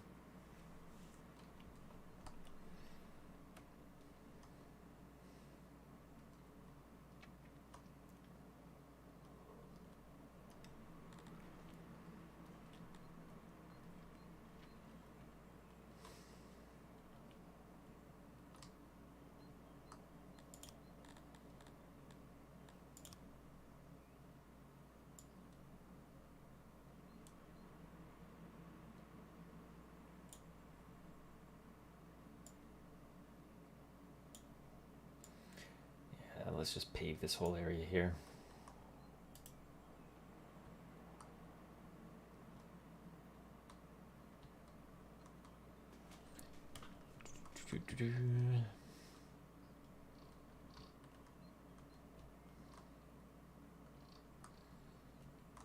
Nope.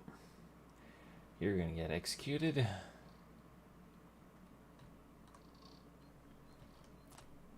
I think I should import gems then, shouldn't I?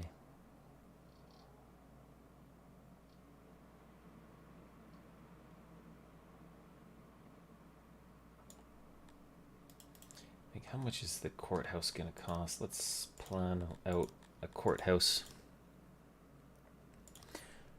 I think I need to research that first, right? Yeah, 800. I know I was gonna go for metal armor, but this law stuff is annoying me.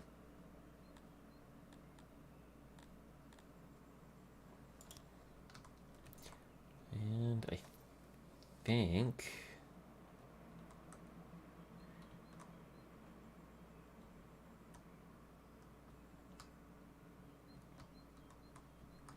yeah, let's put it right in front of here.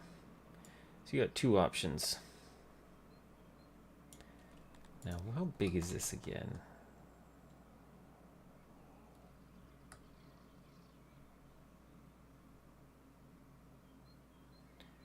Yeah, and then the spectators are...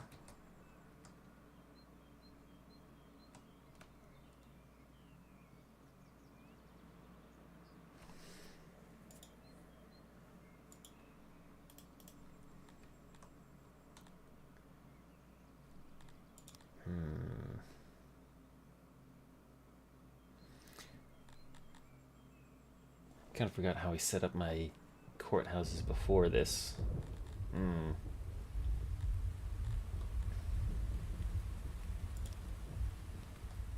So you can't really make this bigger.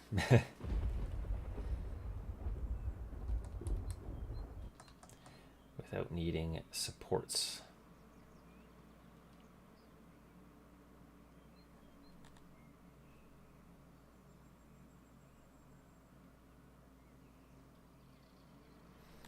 I guess I could try going like really big. Let's see.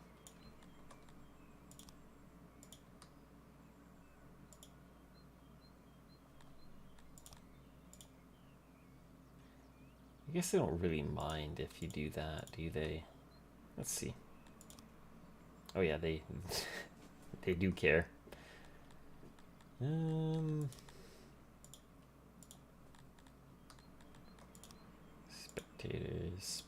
Spectators. Okay, they don't mind that. Then the courts here.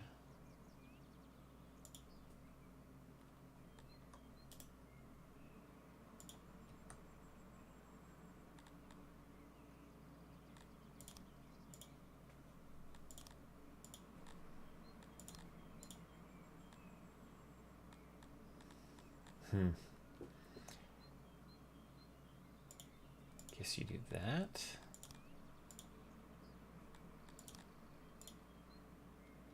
Okay, that works. Except the question is, do you even need that many spectators? I wasn't paying attention. Do you need that many spectators? No, you don't. Okay. So it doesn't even need to be that big. In that case...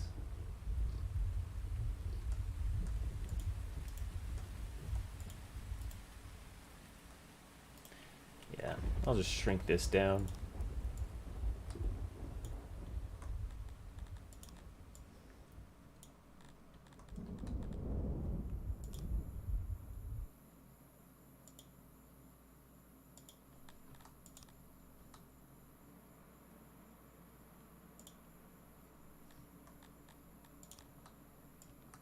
I think if I shrink you down even more... oop. Spectators, 1, 2, 3, 4. Right.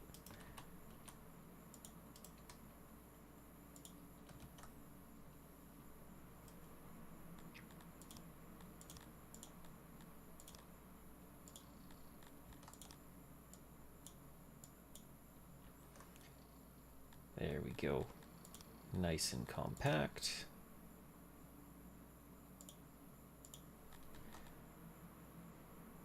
And then I can just make an extension.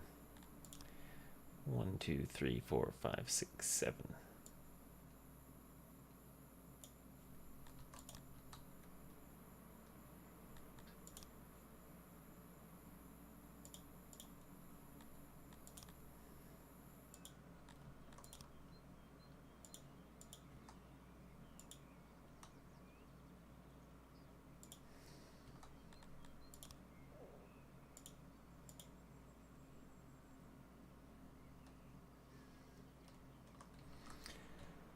So that needs 40 gems, 1 judge, 2 clients.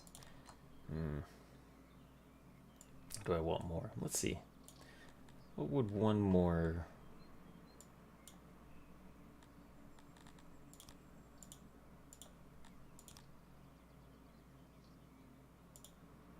okay, so that puts me up to 2 judges. So one of the issues I always have with courts is that I end up with a person standing around waiting for like a really long time.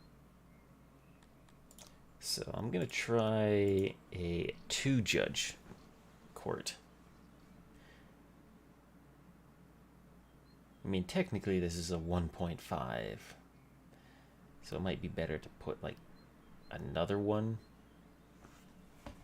maybe, but I'm only gonna import like 70 gems, so I think I might just leave it like that for now.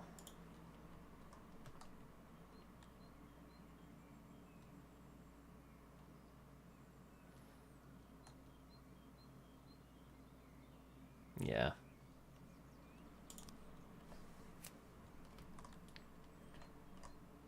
And eventually when I get my gems in, I'll activate most of this. For now, I'll just activate the building of the wall.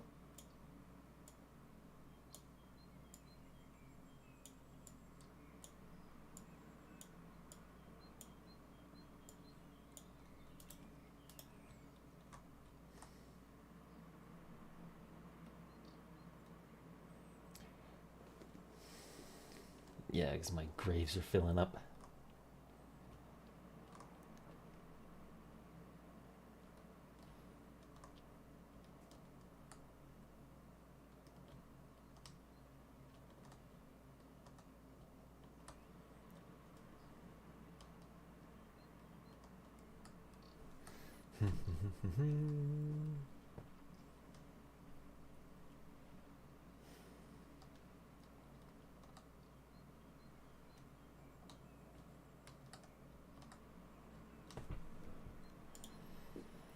Oh, that crypt is full. Getting full quick.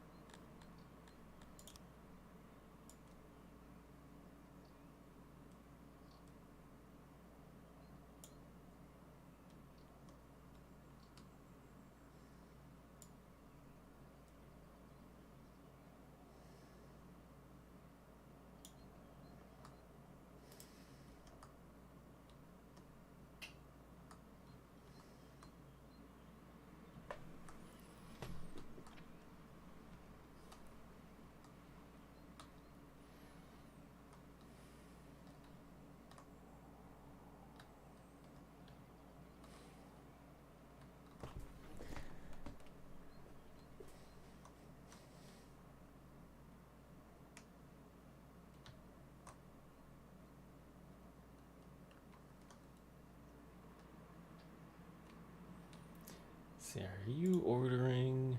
None inbound yet. Why? I have tons of money. You should be importing me those gems. Gimme gems.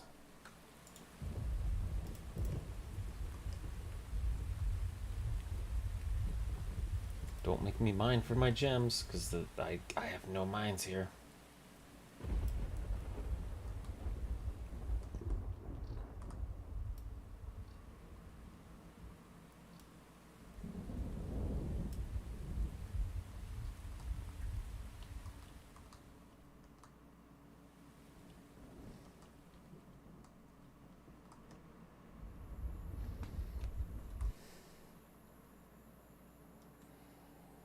Let's see, where's most of my traffic?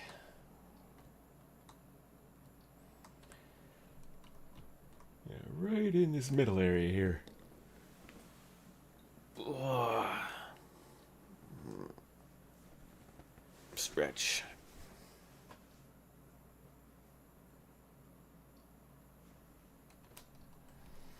Zoom, zoom, zoom.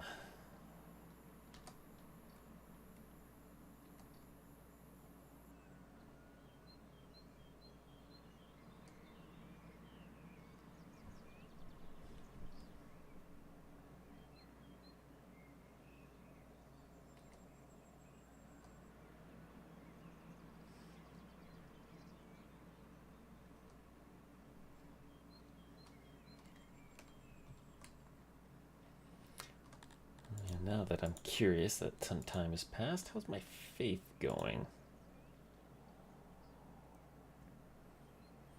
Apparently you're in decline.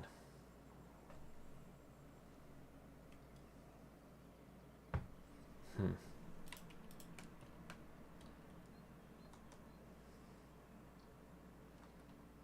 at least it's hit a plateau. Delivery man sleeping on the floor there. I guess that means I don't have enough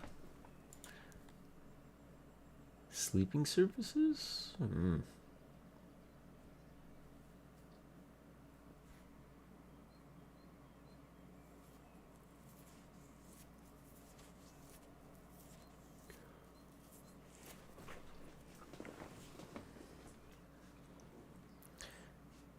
Let's see. Definitely need another news spot, and one's there. Let's go put up another hearth. Where do I want this hearth? Up here, maybe? 'Cause there's one there. There's one there.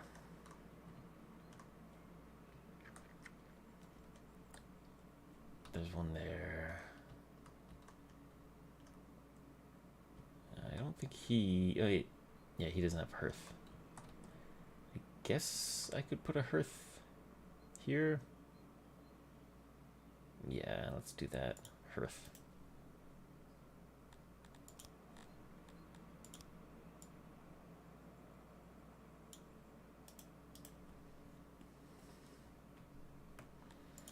And then I will need another speaker. So I got one here. Speaker there. Speaker there. I guess I could do a speaker over here.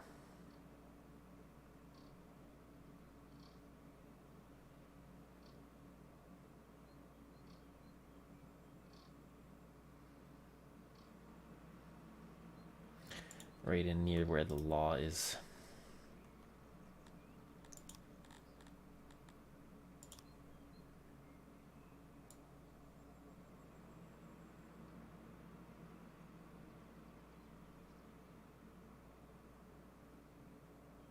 Let's go cordon off an area for it.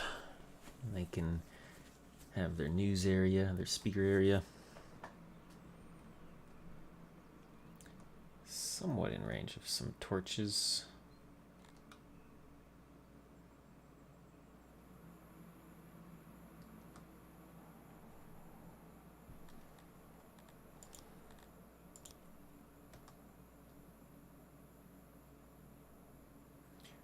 Yeah, I think he blocks some of the torch light.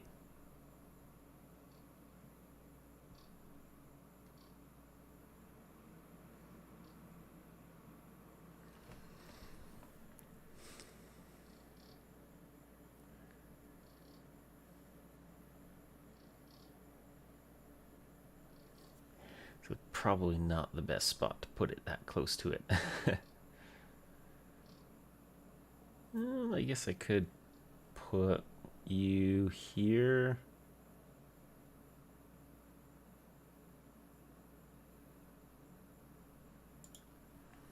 And then put like a small one over here or something.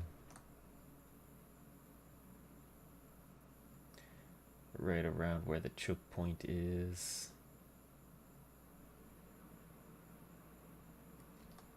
Or do I go big? Nah.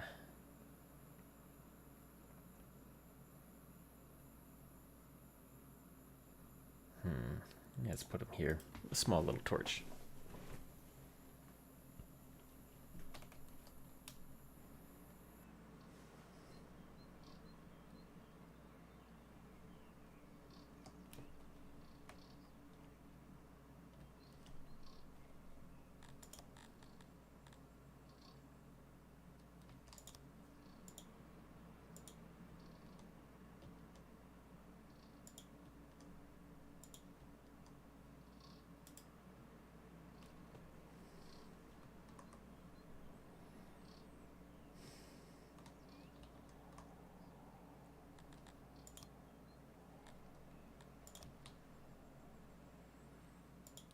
go trees. Might as well. Trees there.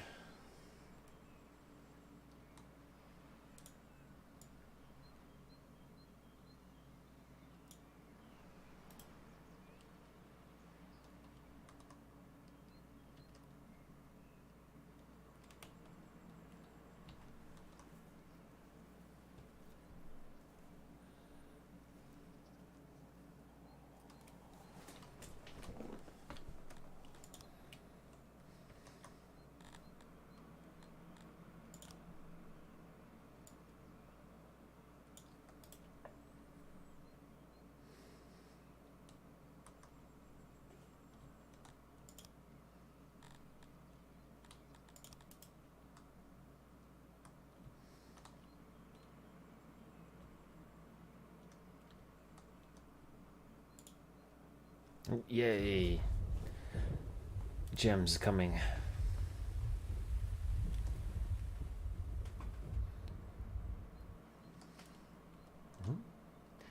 Paper. My paper is maxing out. Am I selling paper? I thought I was. I guess not. I think I switched one of my paper exports for cotton or something.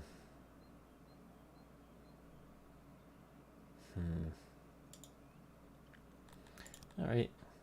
Go sell paper.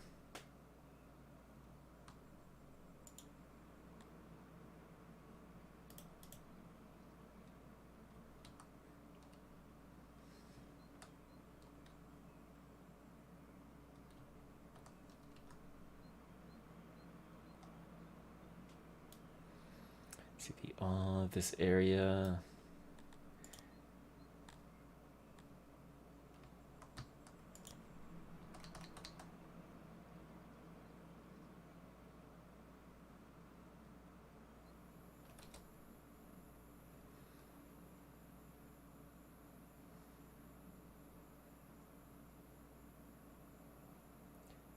Yeah, that will make this into a nice awe-inspiring choke point where they have to pass through.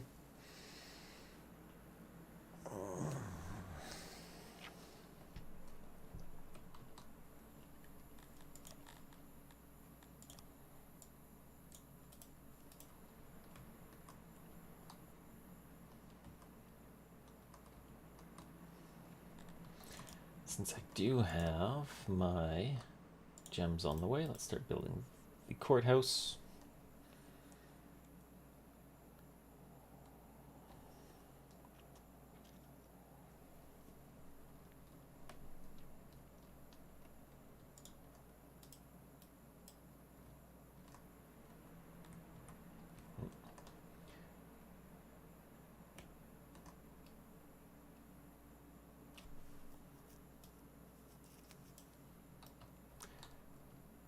Maintenance looks okay.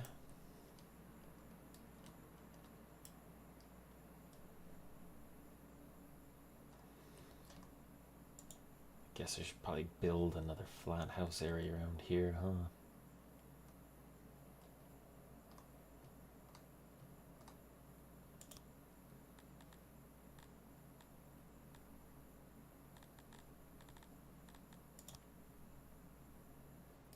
How big is this? This is a 19 by 25.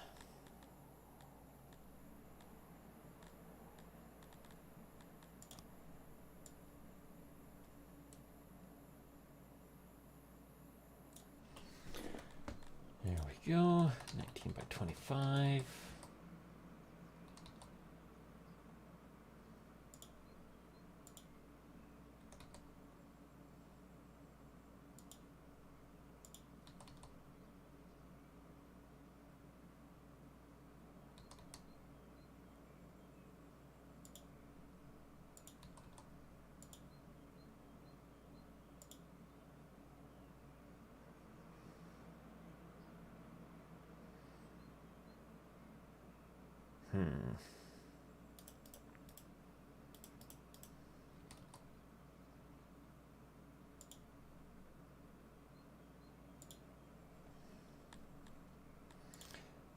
let's try a different design. Does that work? I guess we'll find out. Knickknacks.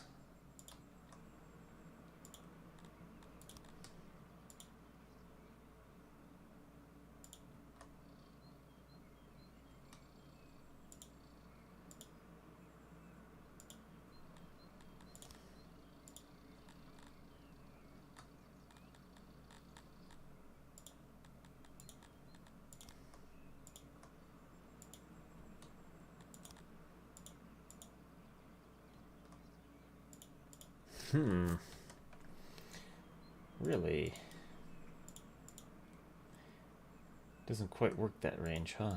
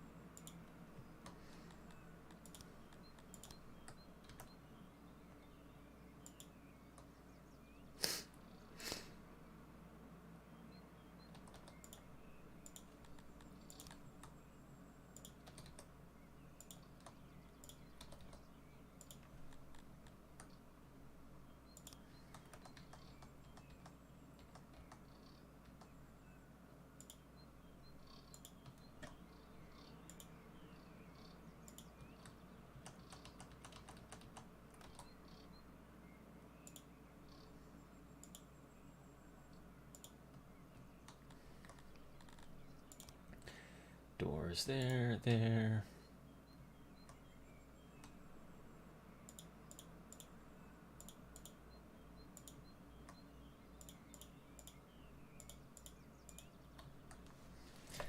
Ooh. I kind of like the design of that. Looks more spacious.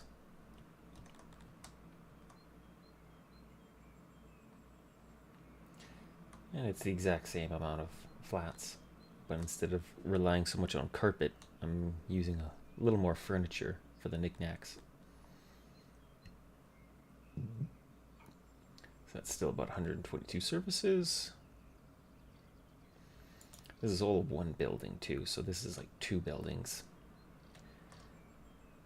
I'm doing a different design of one because then I can just copy this one if I want one that's that size, instead of having like 2 smaller ones.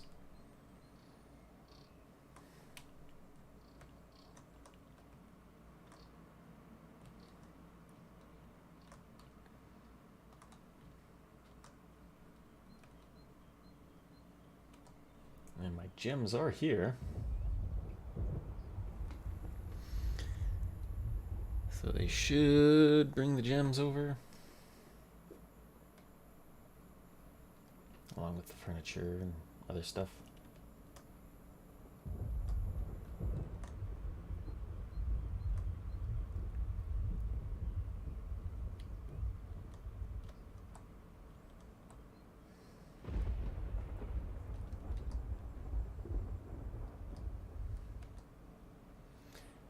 Oh, wow, even this one that I just built is now full.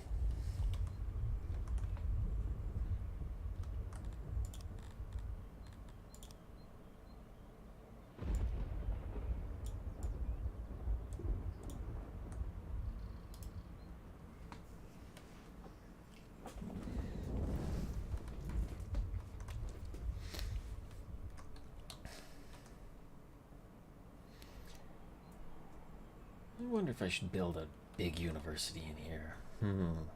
It's tempting to get my education stat up even more. Oh, now that this is done. Yes, gimme. Okay. Now I can get my, this guy to make armor.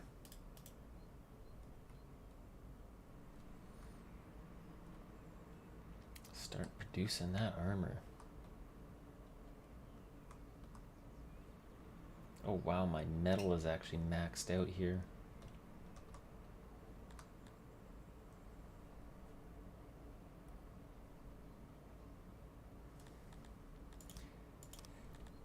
I guess I can activate that just so they build something.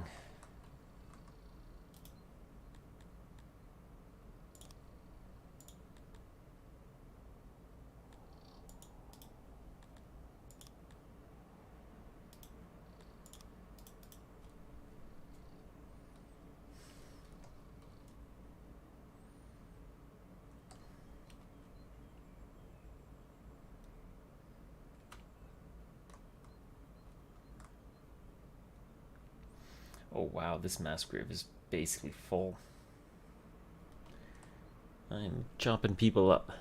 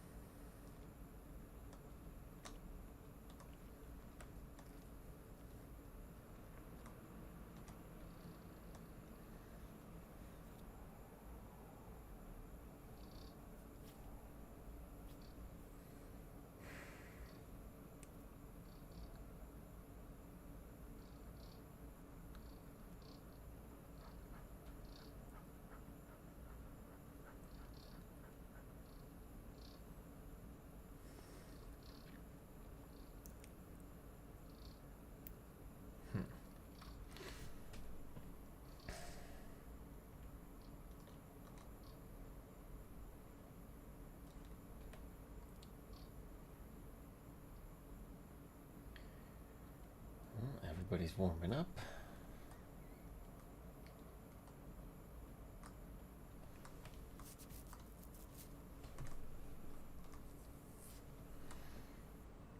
I guess I should also do another hearth here, right?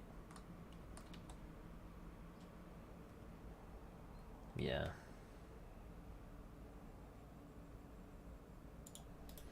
Let's do another hearth. Though I think I might move that back a little bit.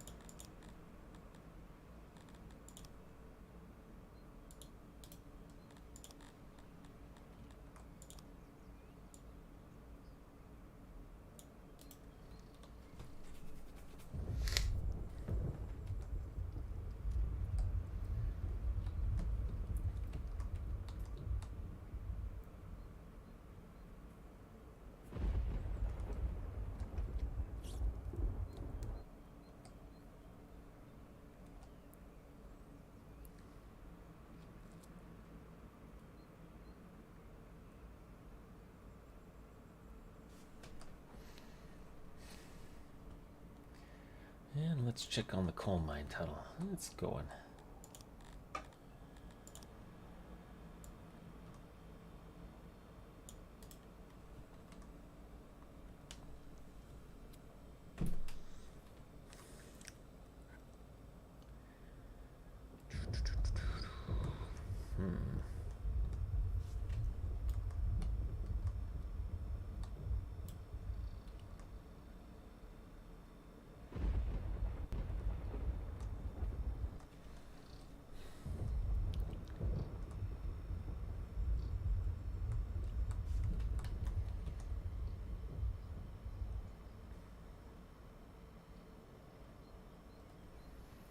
And courthouse is almost done.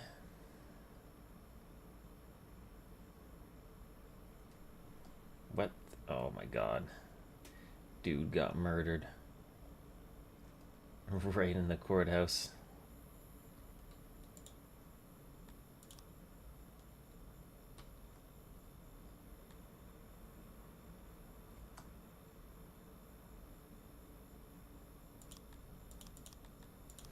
Yeah, let's just set it to 3.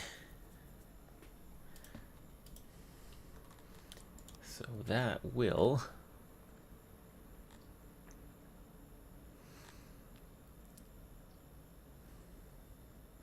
So hopefully that'll have a decreasing effect on my crime rate. Boost my law up. Because it's part of judgment, right? Because right now nobody's getting judged. Right? Sometimes they're being punished.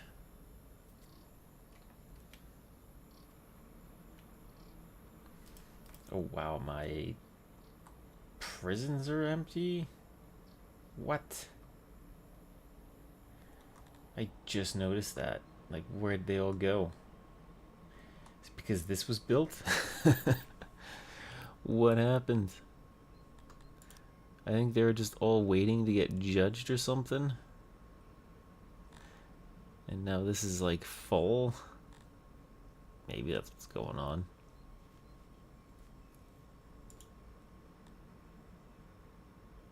Alright, well, let's just keep this maxed out then.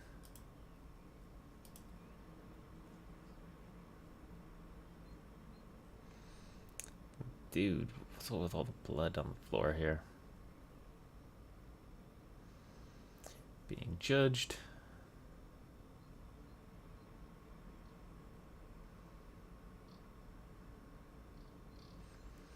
And off he goes.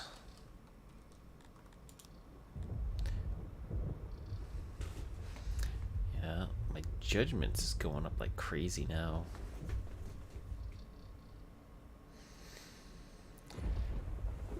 So hopefully that has a very positive effect on my crime rate.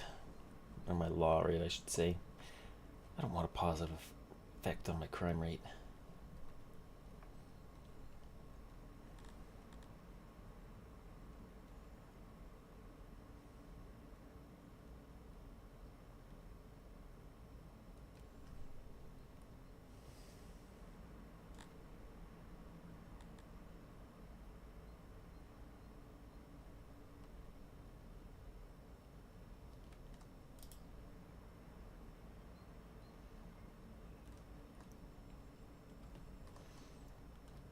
There goes the prisoners.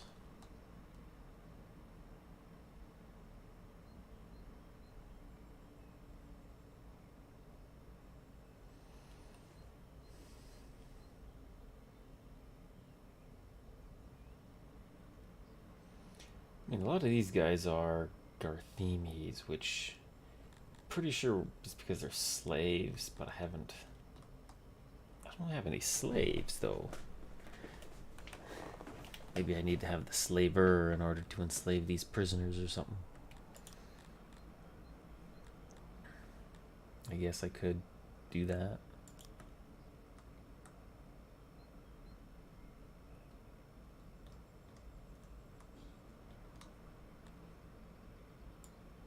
Just like have it in the back here.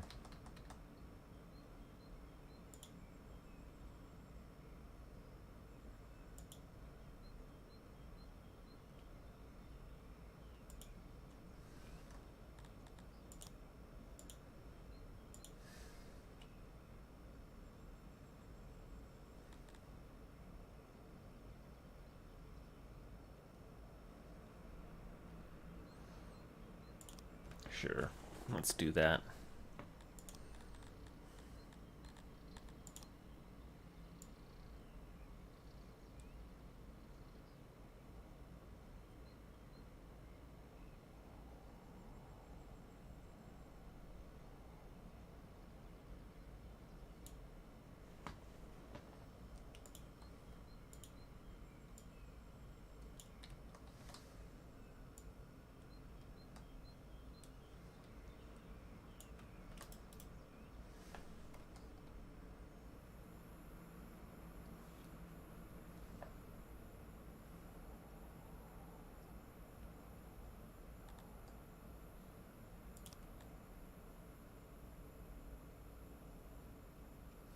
I had 11 people judged that day.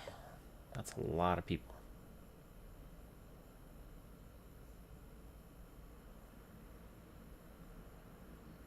I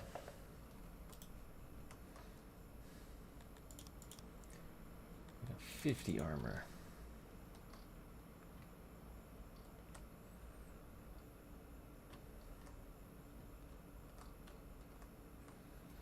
And because this is a big junction, I probably should put guard post here or something.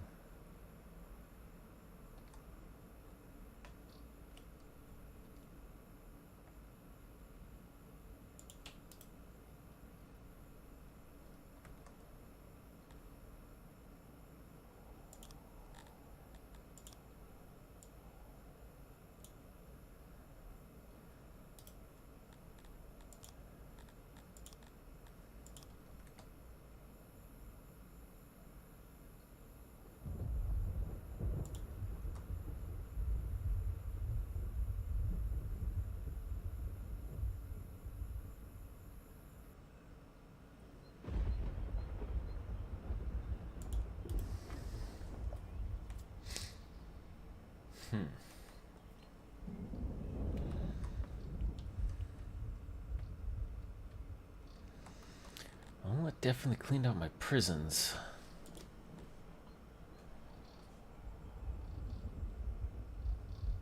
And my law's slowly going up. It was like 48% when I had this courthouse built. Now it's 50%.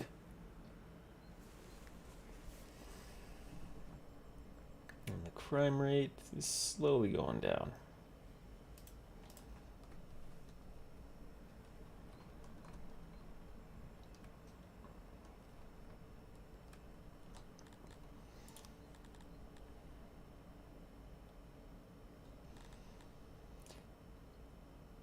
Do I want a jeweler, though? Or a clothier. I think I should do this one. Try and boost my tailors a little bit more.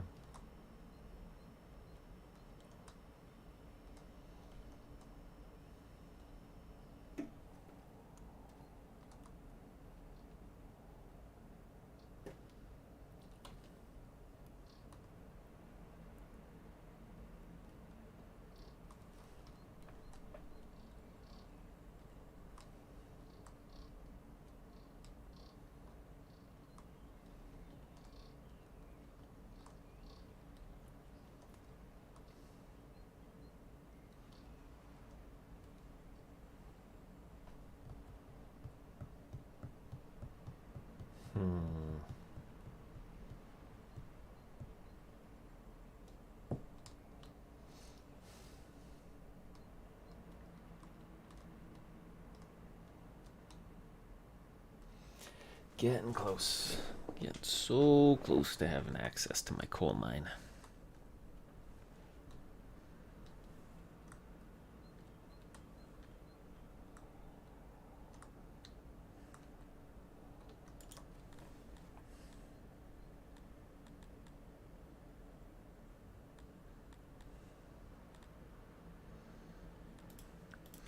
I think I should get another human nursery, though. Yeah,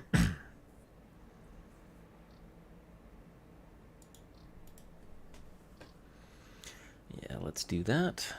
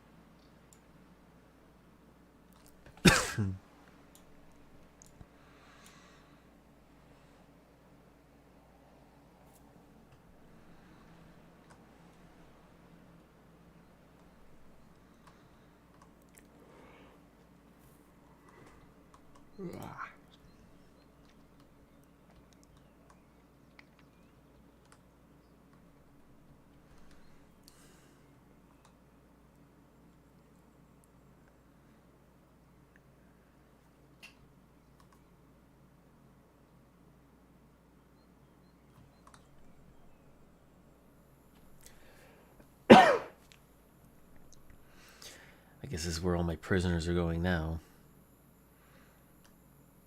Because the courthouse basically frees them from being imprisoned on occasion. And then whoever else is getting imprisoned who hasn't been executed, I guess just goes right to the arena. Now, I know the arena doesn't do too much for your law because it's not really considered a punishment.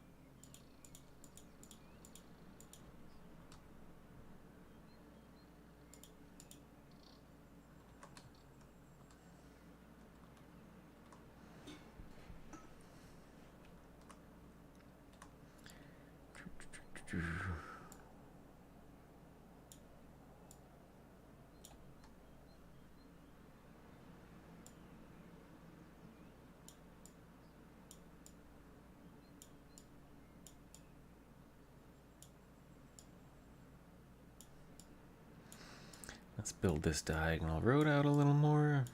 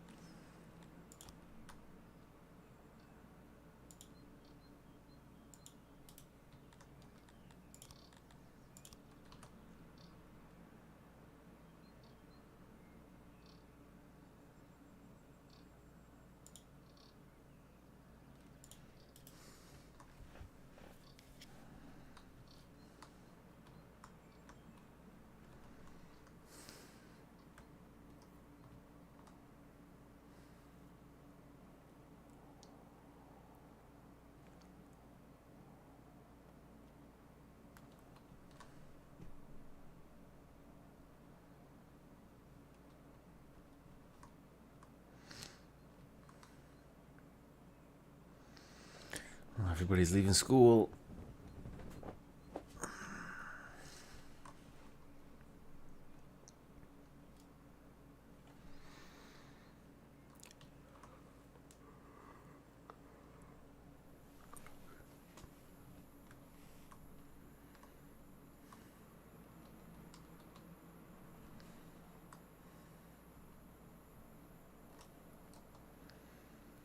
Human nursery's not done yet. It's getting close. Close, close, close.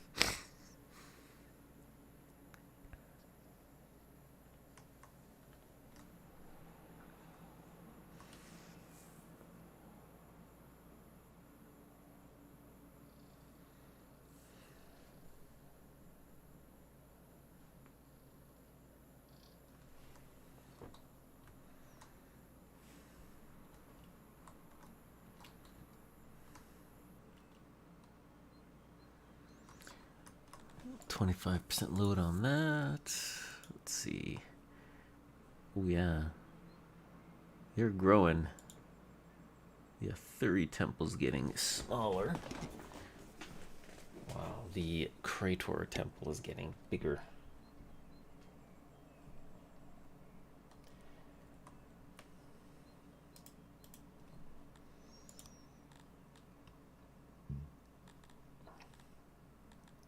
wonder if I should just build like...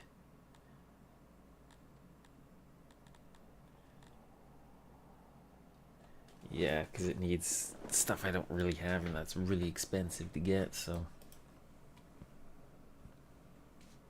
Oh. Why did you die?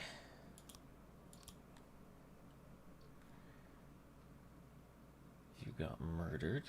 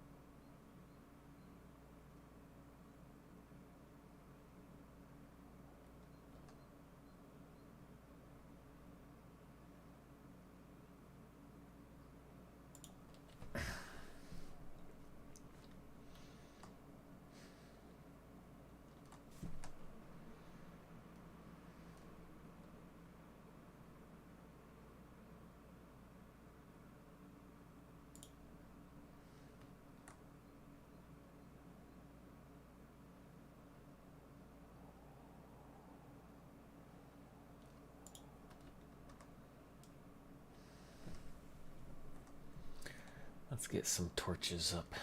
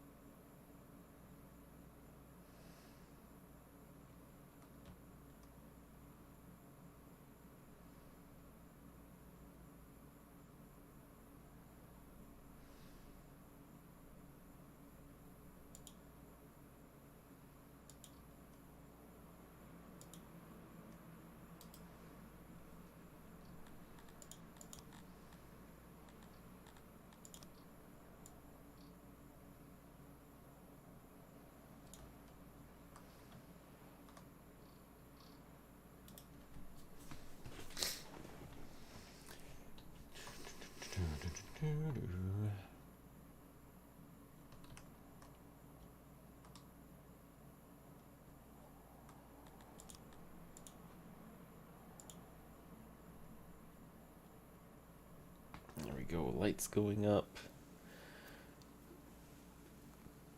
It's going up. Oh, snap, crackle, pop.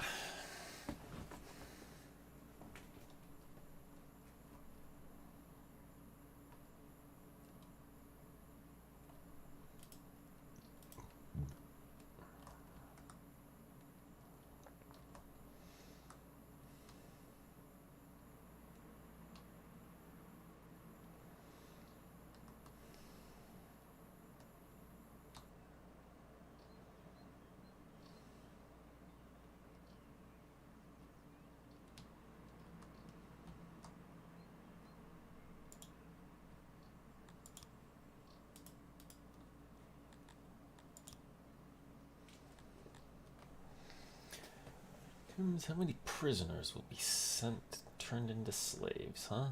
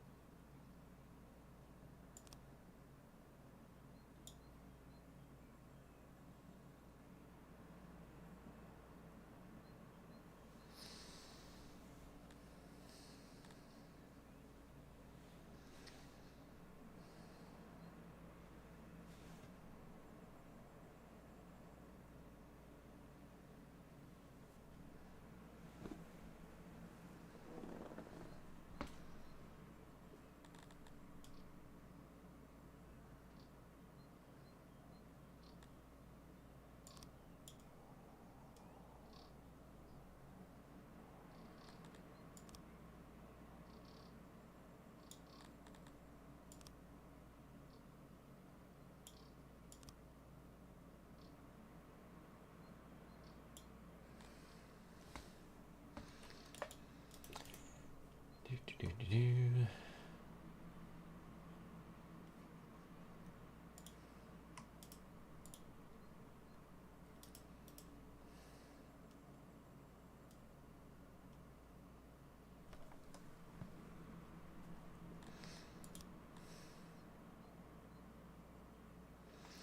Still going up, or at least it's leveling at 50%.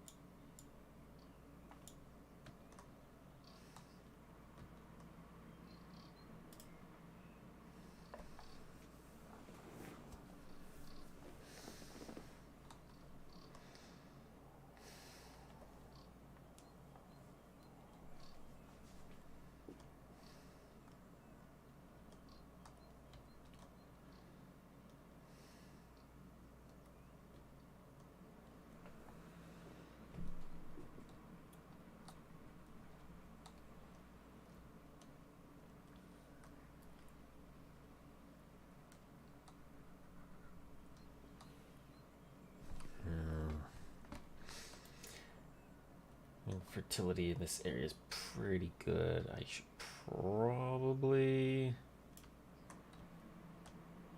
get a meat pasture here, I think.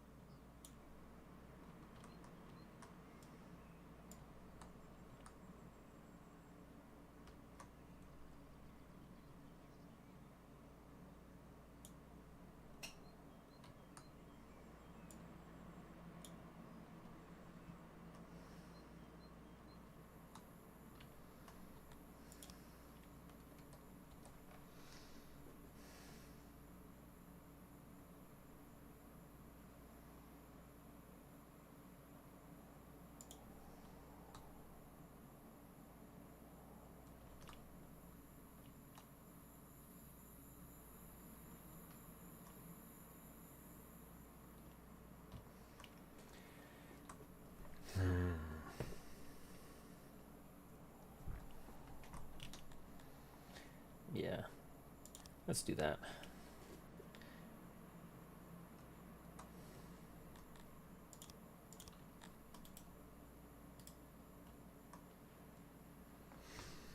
I'll have this guy make me some meat, and then I can get some meat rations going.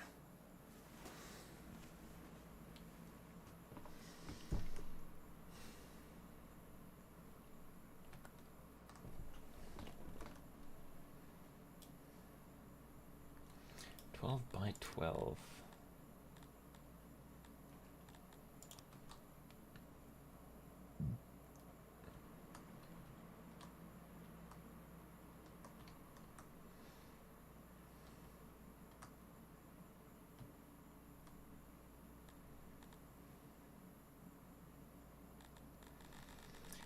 Yeah, I don't have any slaves.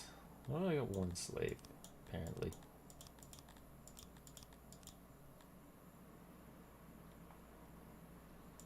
There you go.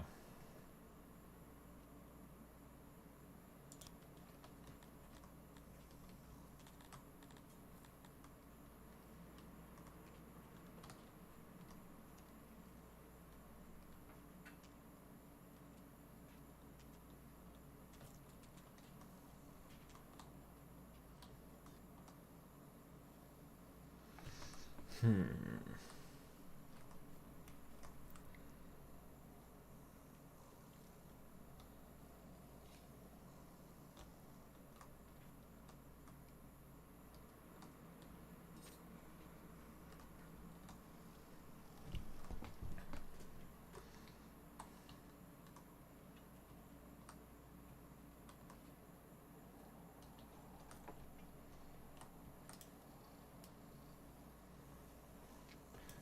By 12.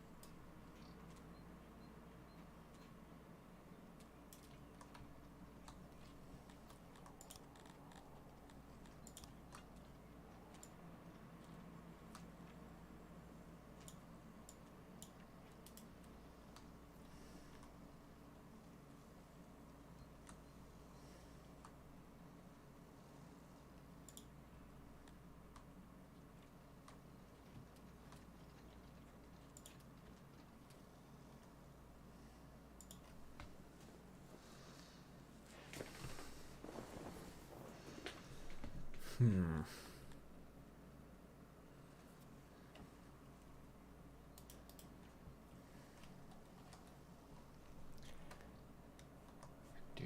Yeah,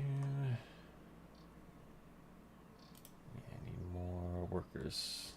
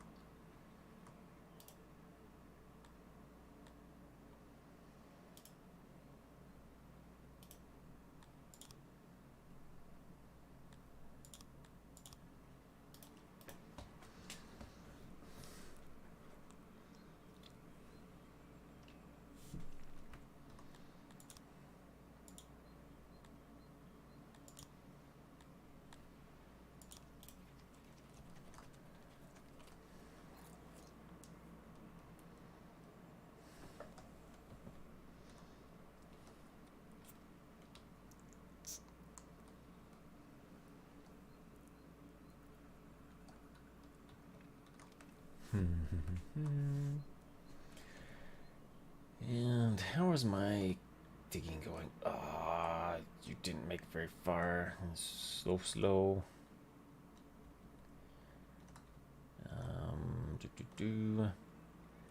Place is looking nice. And pasture. Build, build, build. Come on. And chop the trees.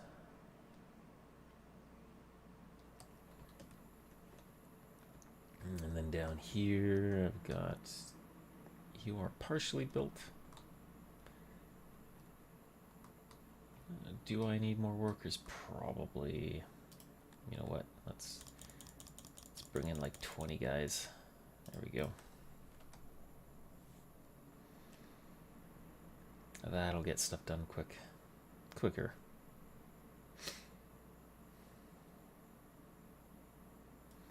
Oh, tearing up the flowers.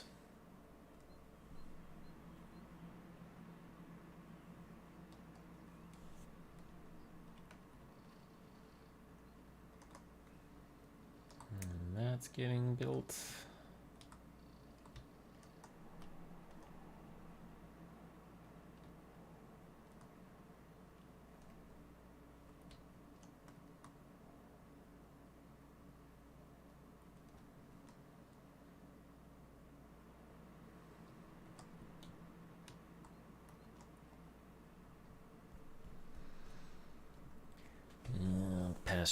Pasture. It's almost done.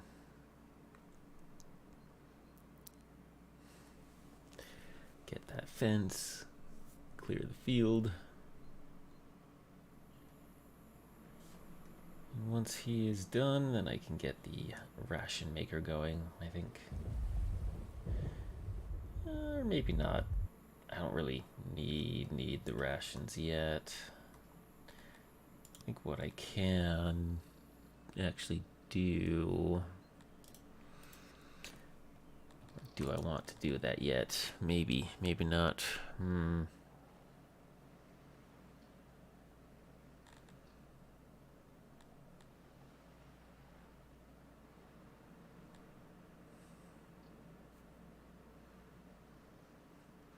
That's breweries. That's 5% to that.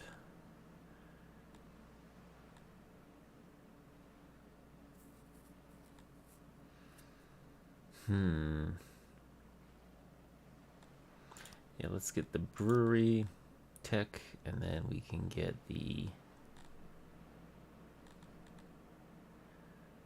refining one done here.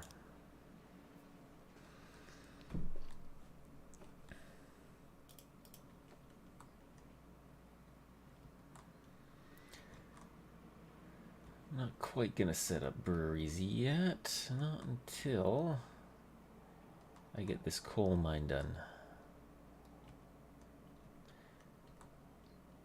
But now that let's get you to 300. So if you maintain at 300, that'll give some extra workers for this place. Auto employ. And give me meat.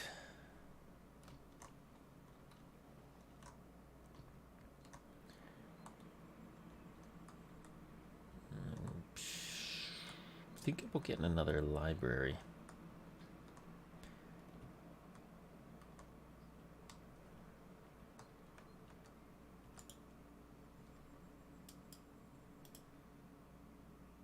So let's see, the tilapia nursery.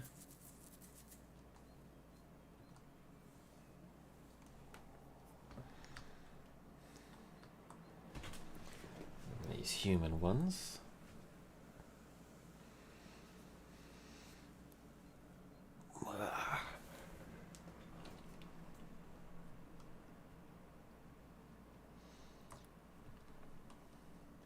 Just seeing if I should build more schools.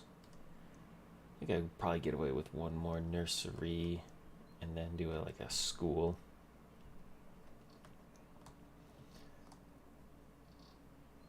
But also want that delicious knowledge too.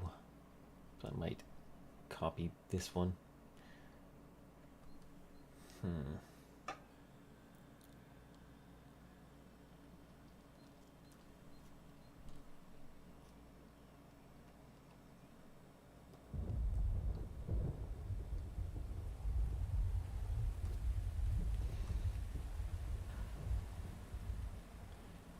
That was max load, so should I copy you? Can I even copy you? Not really. Unfortunately, that is in the way. I could build one here though, which I think I'll do. It's technically good farmland, but only really in this middle spot here.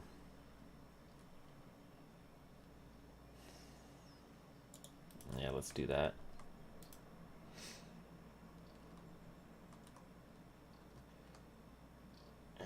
I'm getting lots of oil, or yeah, lots of metal.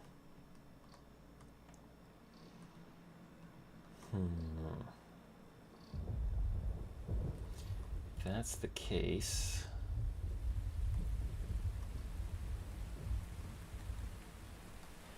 I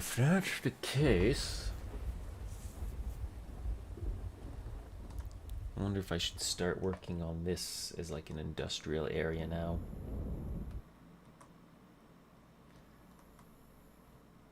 Start getting like a blacksmithing thing going on over here, a big one.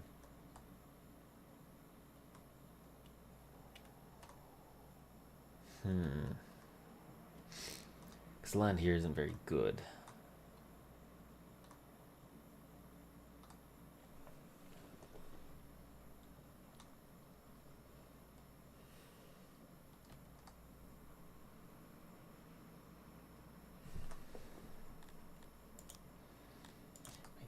I think I could quite easily just chop that part out.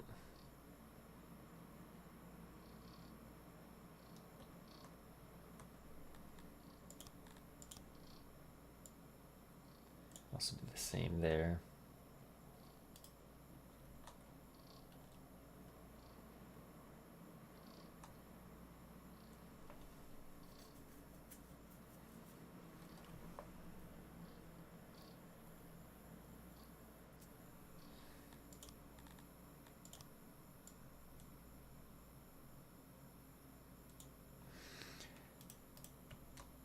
Yeah, I think I might create like a blacksmithing zone around here.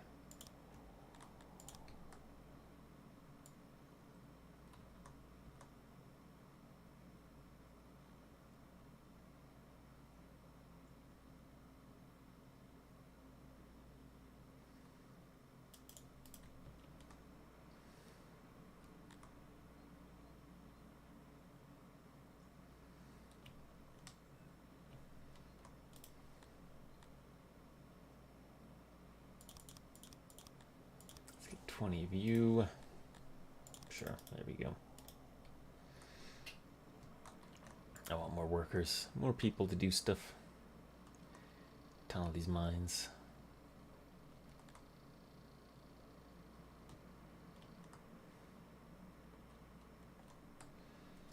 How are the wells doing? How are my services gonna do on this? Oh, I think I should turn off. Should I? Yeah, I think I should turn off the bathhouse while it's nice and all. Let's see. I mean, it is giving me a good happiness bonus, so I might just keep the baths running. Even though I'm not really importing enough coal. I guess I could get like a second coal importer. Maybe.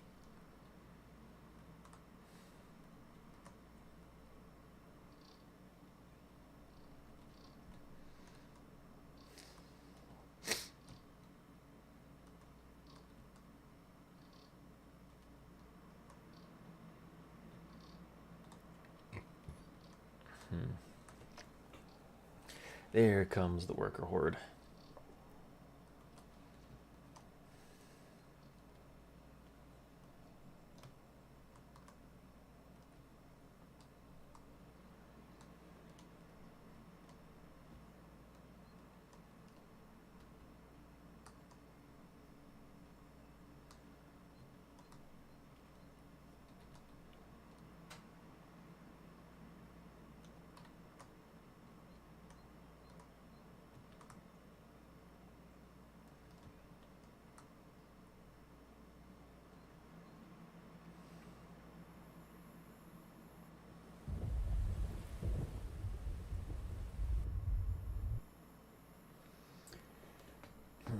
Build it, come on.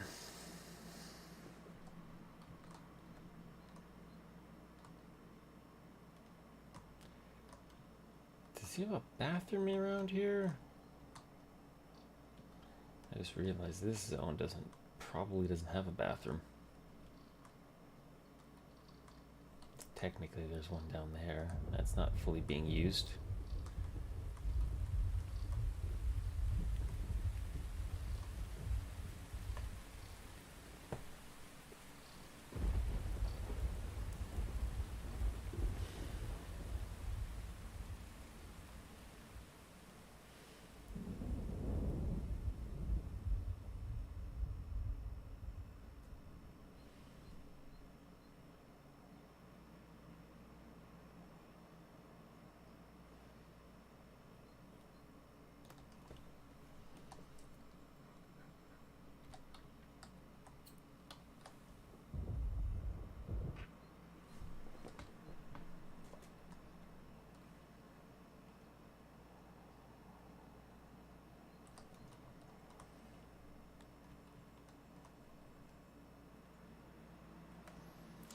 Head on over here. How close are you to being done?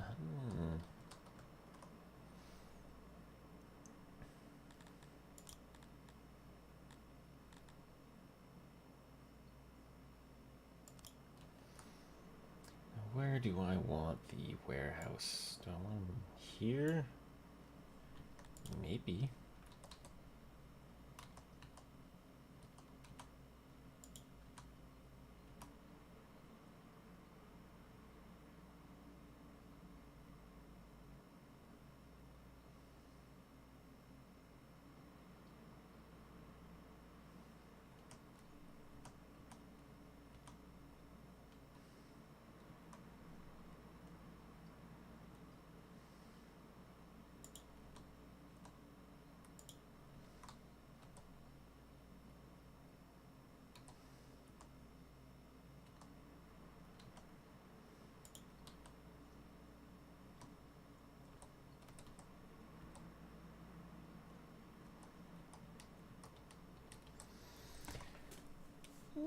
Might look a little weird.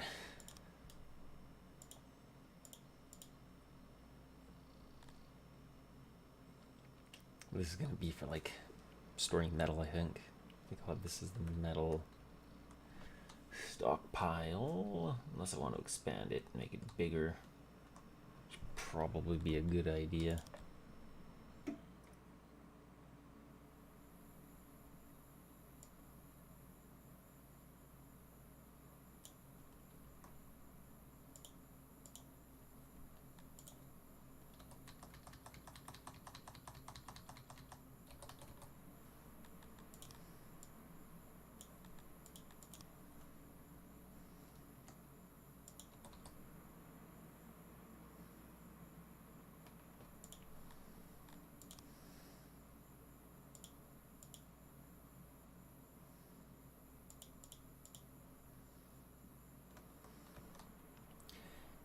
There we go. I think I'll just have this as a big warehouse storage area for the blacksmithing.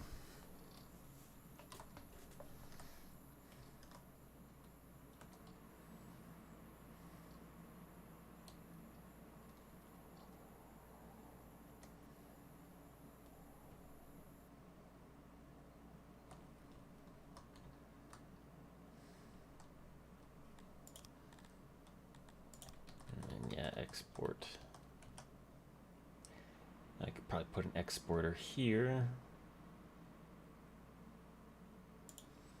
And he'll be for maybe metals, because if I have a ton of smelters, then I'll be making lots.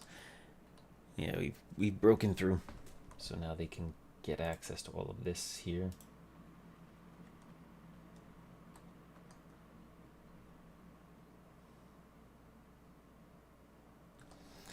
Only 3 prisoners. Oh yeah, my law is now 53%. Nice. 118 armor.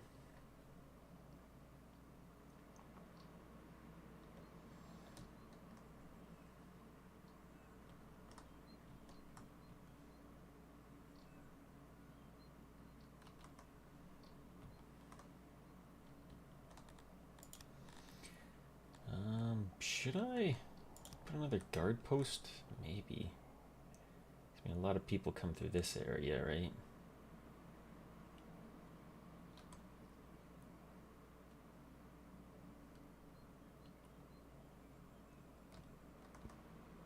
Would I put him like here instead? Just like chop this out and put a guard post in.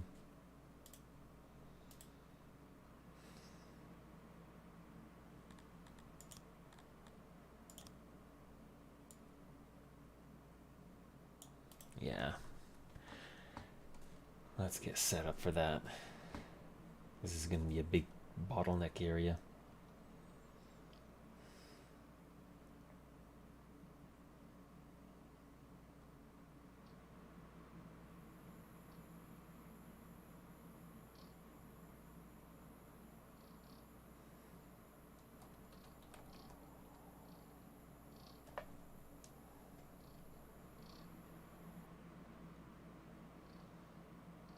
And come on, build my export. There we go.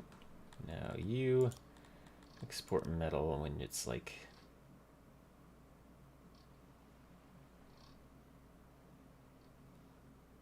Yeah, let's go 20%. So when you're over 20%, sell.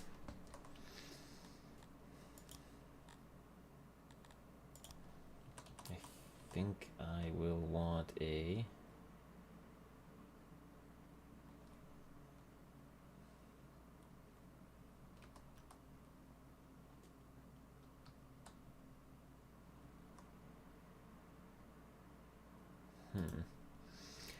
I got stones in the way.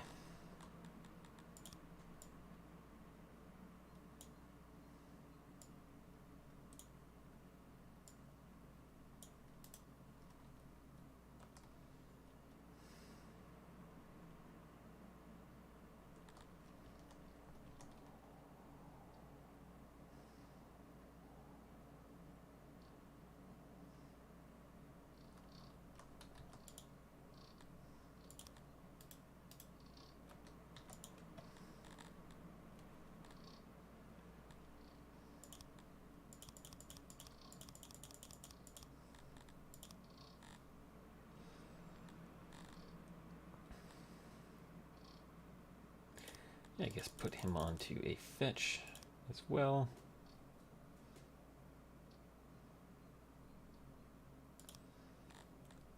And then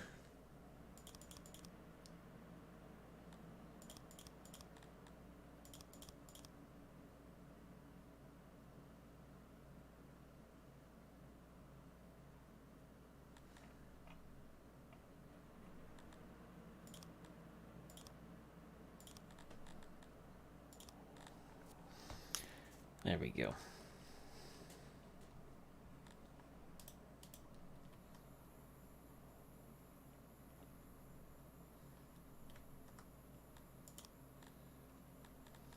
Work crafting smithy.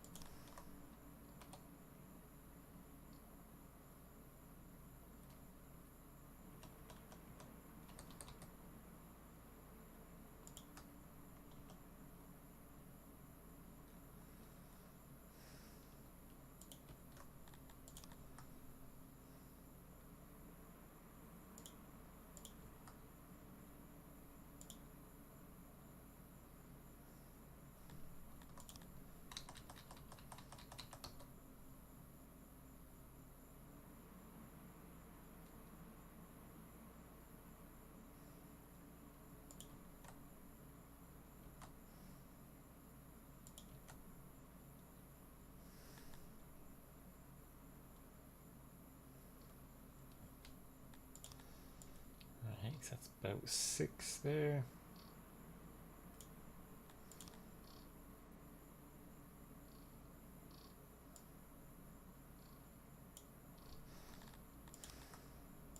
Let's get another 3. Like that.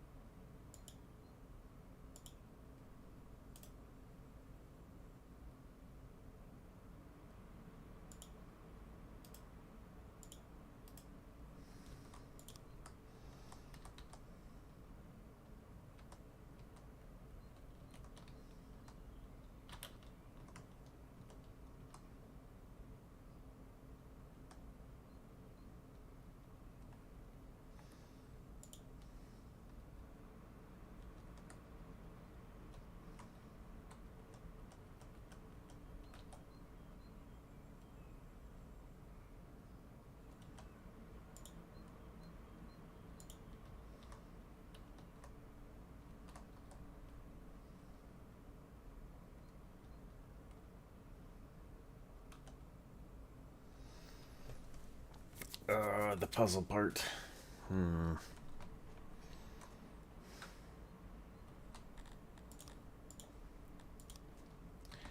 Yeah, I guess you just...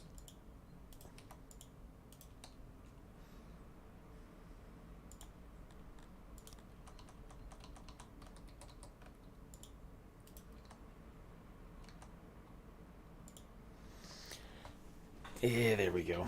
I guess that's gonna be good enough. That's 35 workers. That's a lot of workers.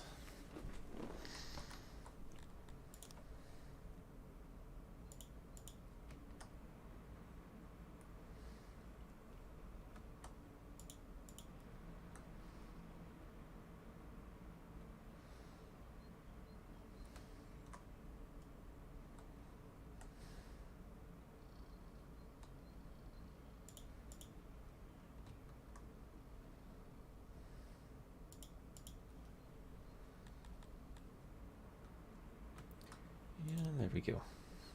Build it.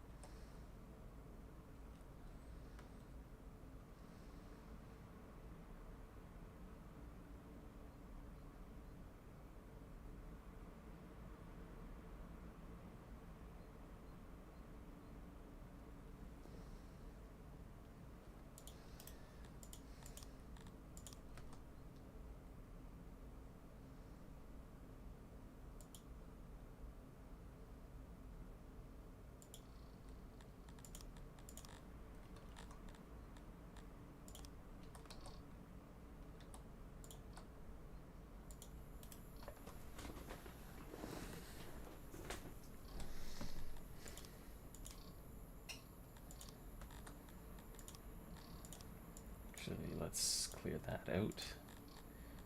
Let's make it a little fancier.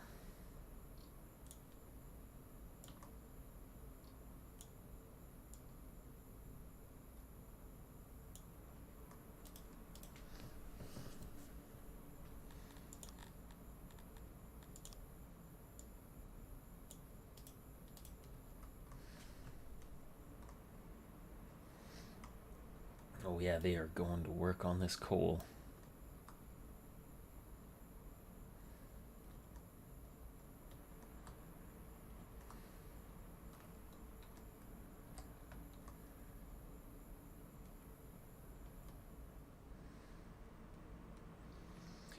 I think for this storage here, yeah, he doesn't specifically demand the, I don't have that set to fetch the metal, so.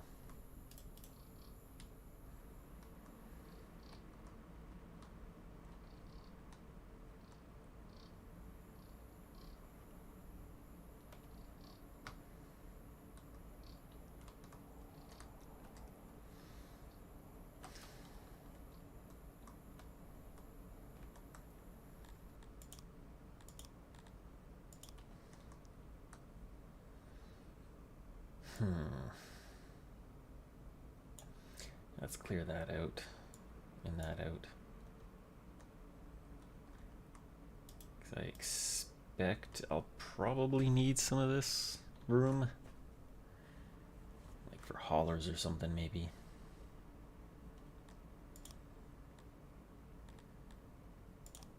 I think I should even do that for some of these other areas.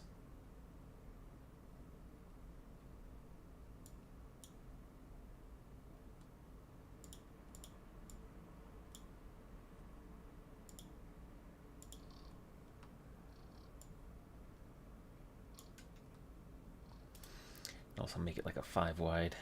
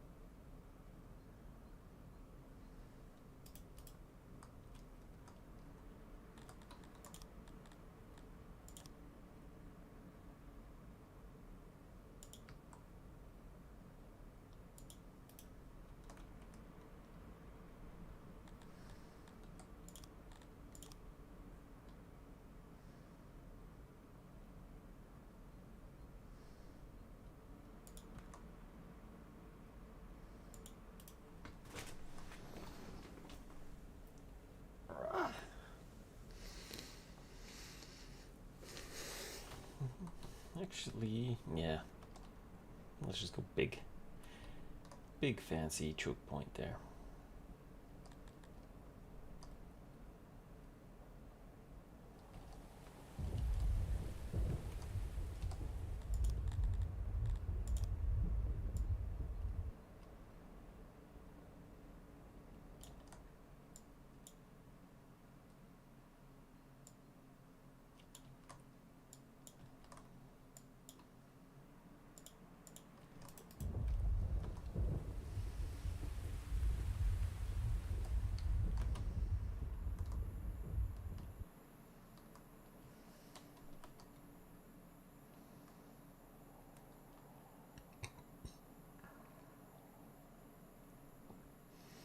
Lots of stone.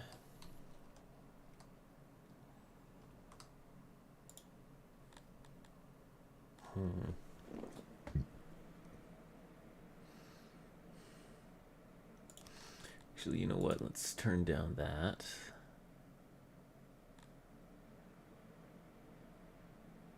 Turn down you. And let's get cut stone. regular stone, wood. And then furniture and fabric.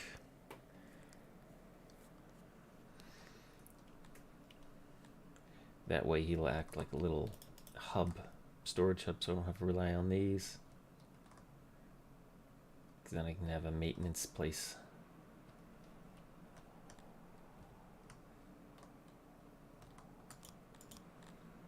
Because I think I should dig this mountain out a little wider.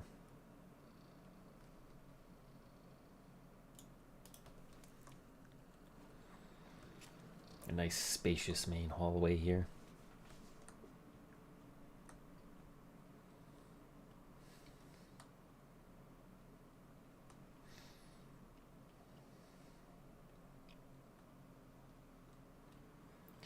See, I do have a maintenance thing there, but I think I should move it, all the storage for that here.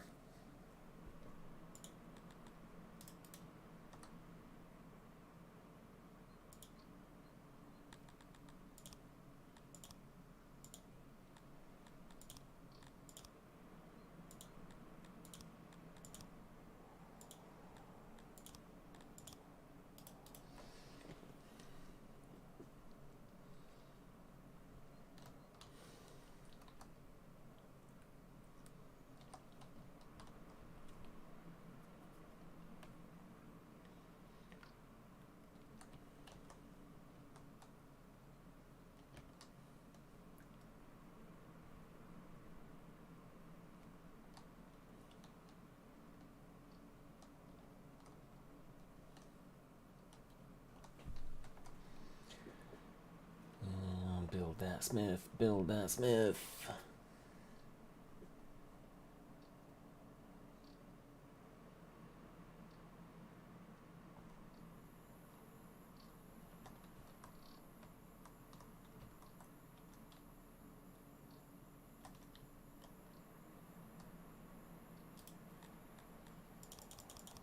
Let's get 20 more Dondorians.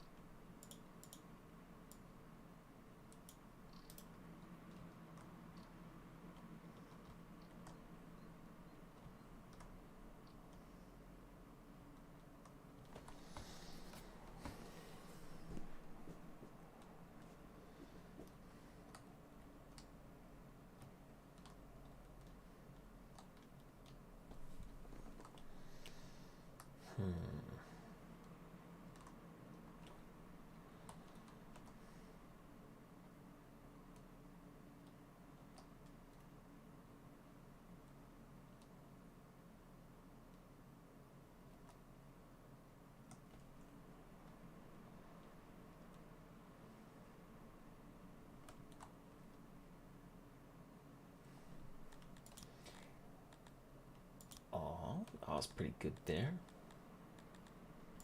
Law, nice law choke point. Looking good. Right now, these guys, 45. So I do want them making tools. And I think I might need to use a hauler for metal and whatnot here.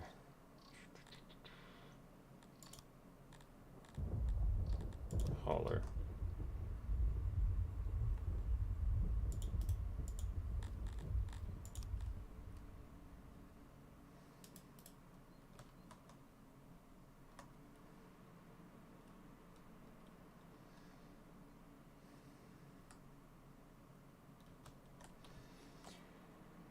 Pretty soon I'll have my coal. Soon. Yeah, that's 45 workers. Whew.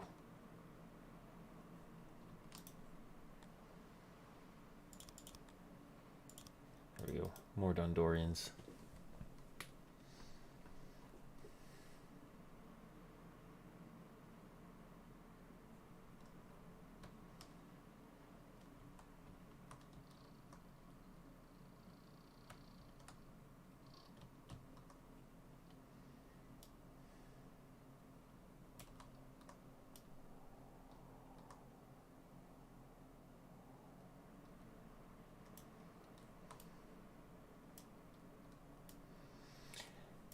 I just gotta work away at that coal seam to reveal that one.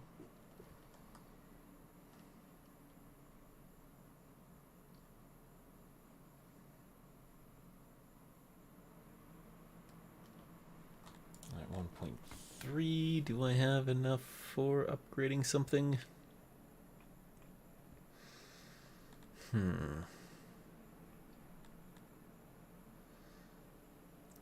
Can't really do another smith level. Could do jewelry. I think I might just wait for high level refinery tech. Maybe.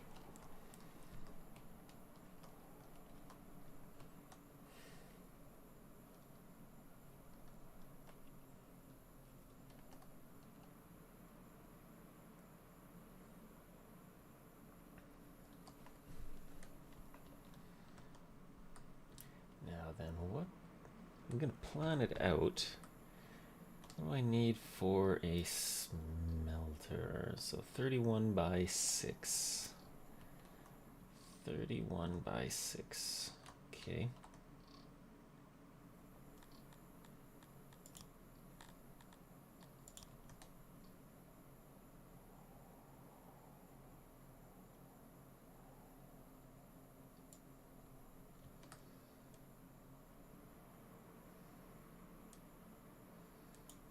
So 31 by 6. 31 by 6. And I think I'll do 31 by 6 there.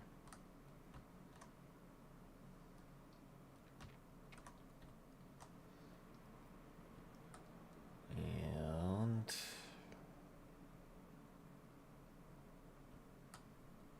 does that include storage, I wonder? Yes, it does.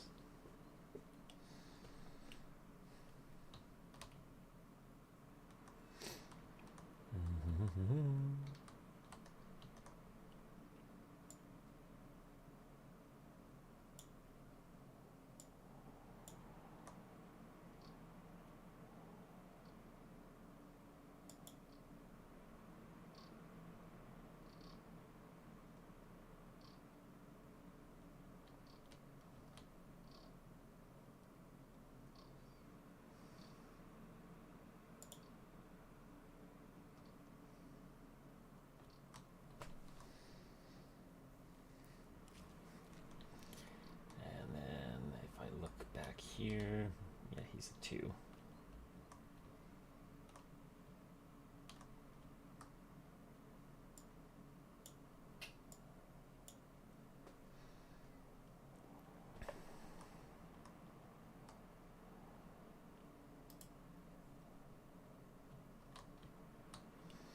So this will be where the metal smelters go. My main metal smelters.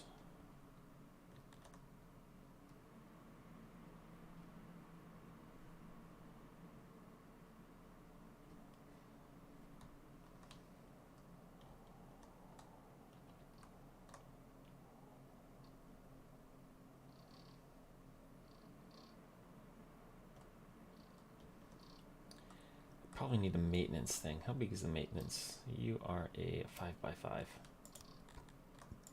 Dig into the mountain. 5x5, like that.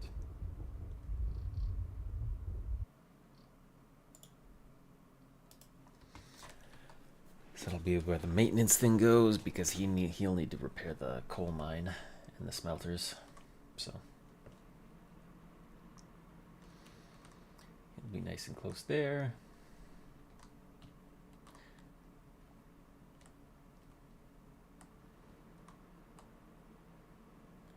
Oh yeah, this flat house is now maxed out because of all of the extra workers hanging around.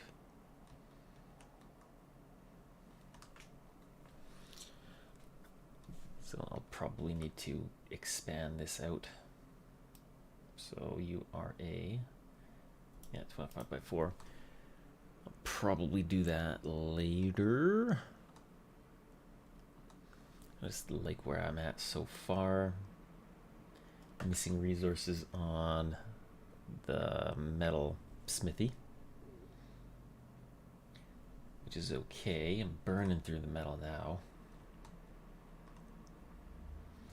So it might be a good idea to shut it off at some point, because I'm gonna need metal to build stuff. But for now, I think I'll call it there for this video. And go shower, get ready for some more food. I work my night shift life, so that's why I'm playing at this weird hour, even though I'm in Canada. And I think a lot of this that I've got left to do is to gather up more. Once I get my coal, I'll probably want to set up the import for the iron ore here. Import the iron ore, make metal, and then the metal, part of it will go to this guy. I'll probably end up expanding the infrastructure there. Probably start expanding the residential and the services, get some big bathrooms built up into here for the coal miners. And then I should start looking at digging towards the other 2 coal reserves, which I could probably do right now. It's easy. This is just going to take them forever to dig down there, so... where are you? Yeah, you're over here. So, probably just have you pop out here. Why is it snowing in the mountain? I can't see. There we go. And then let's actually just turn on the deposits so I can make sure it's all uncovered. There we go. Yeah, this one's pretty much all exposed. And this one though, yeah, let's just chop all of this out. I will need room in that area for doing other stuff. And do I want that coal? Maybe I'll just ignore it? I'm not sure if stuff can invade me from this spot. That's the only thing I'm thinking about. It's like, imagine getting invaded from there. Yeah, well, if it happens, it will be funny, I guess. So those 2 coal sources feed through here. I'll probably end up building more residential stuff in this area anyway, just for those people. Lots of expansion plans. But I think that'll be that for today. Take care.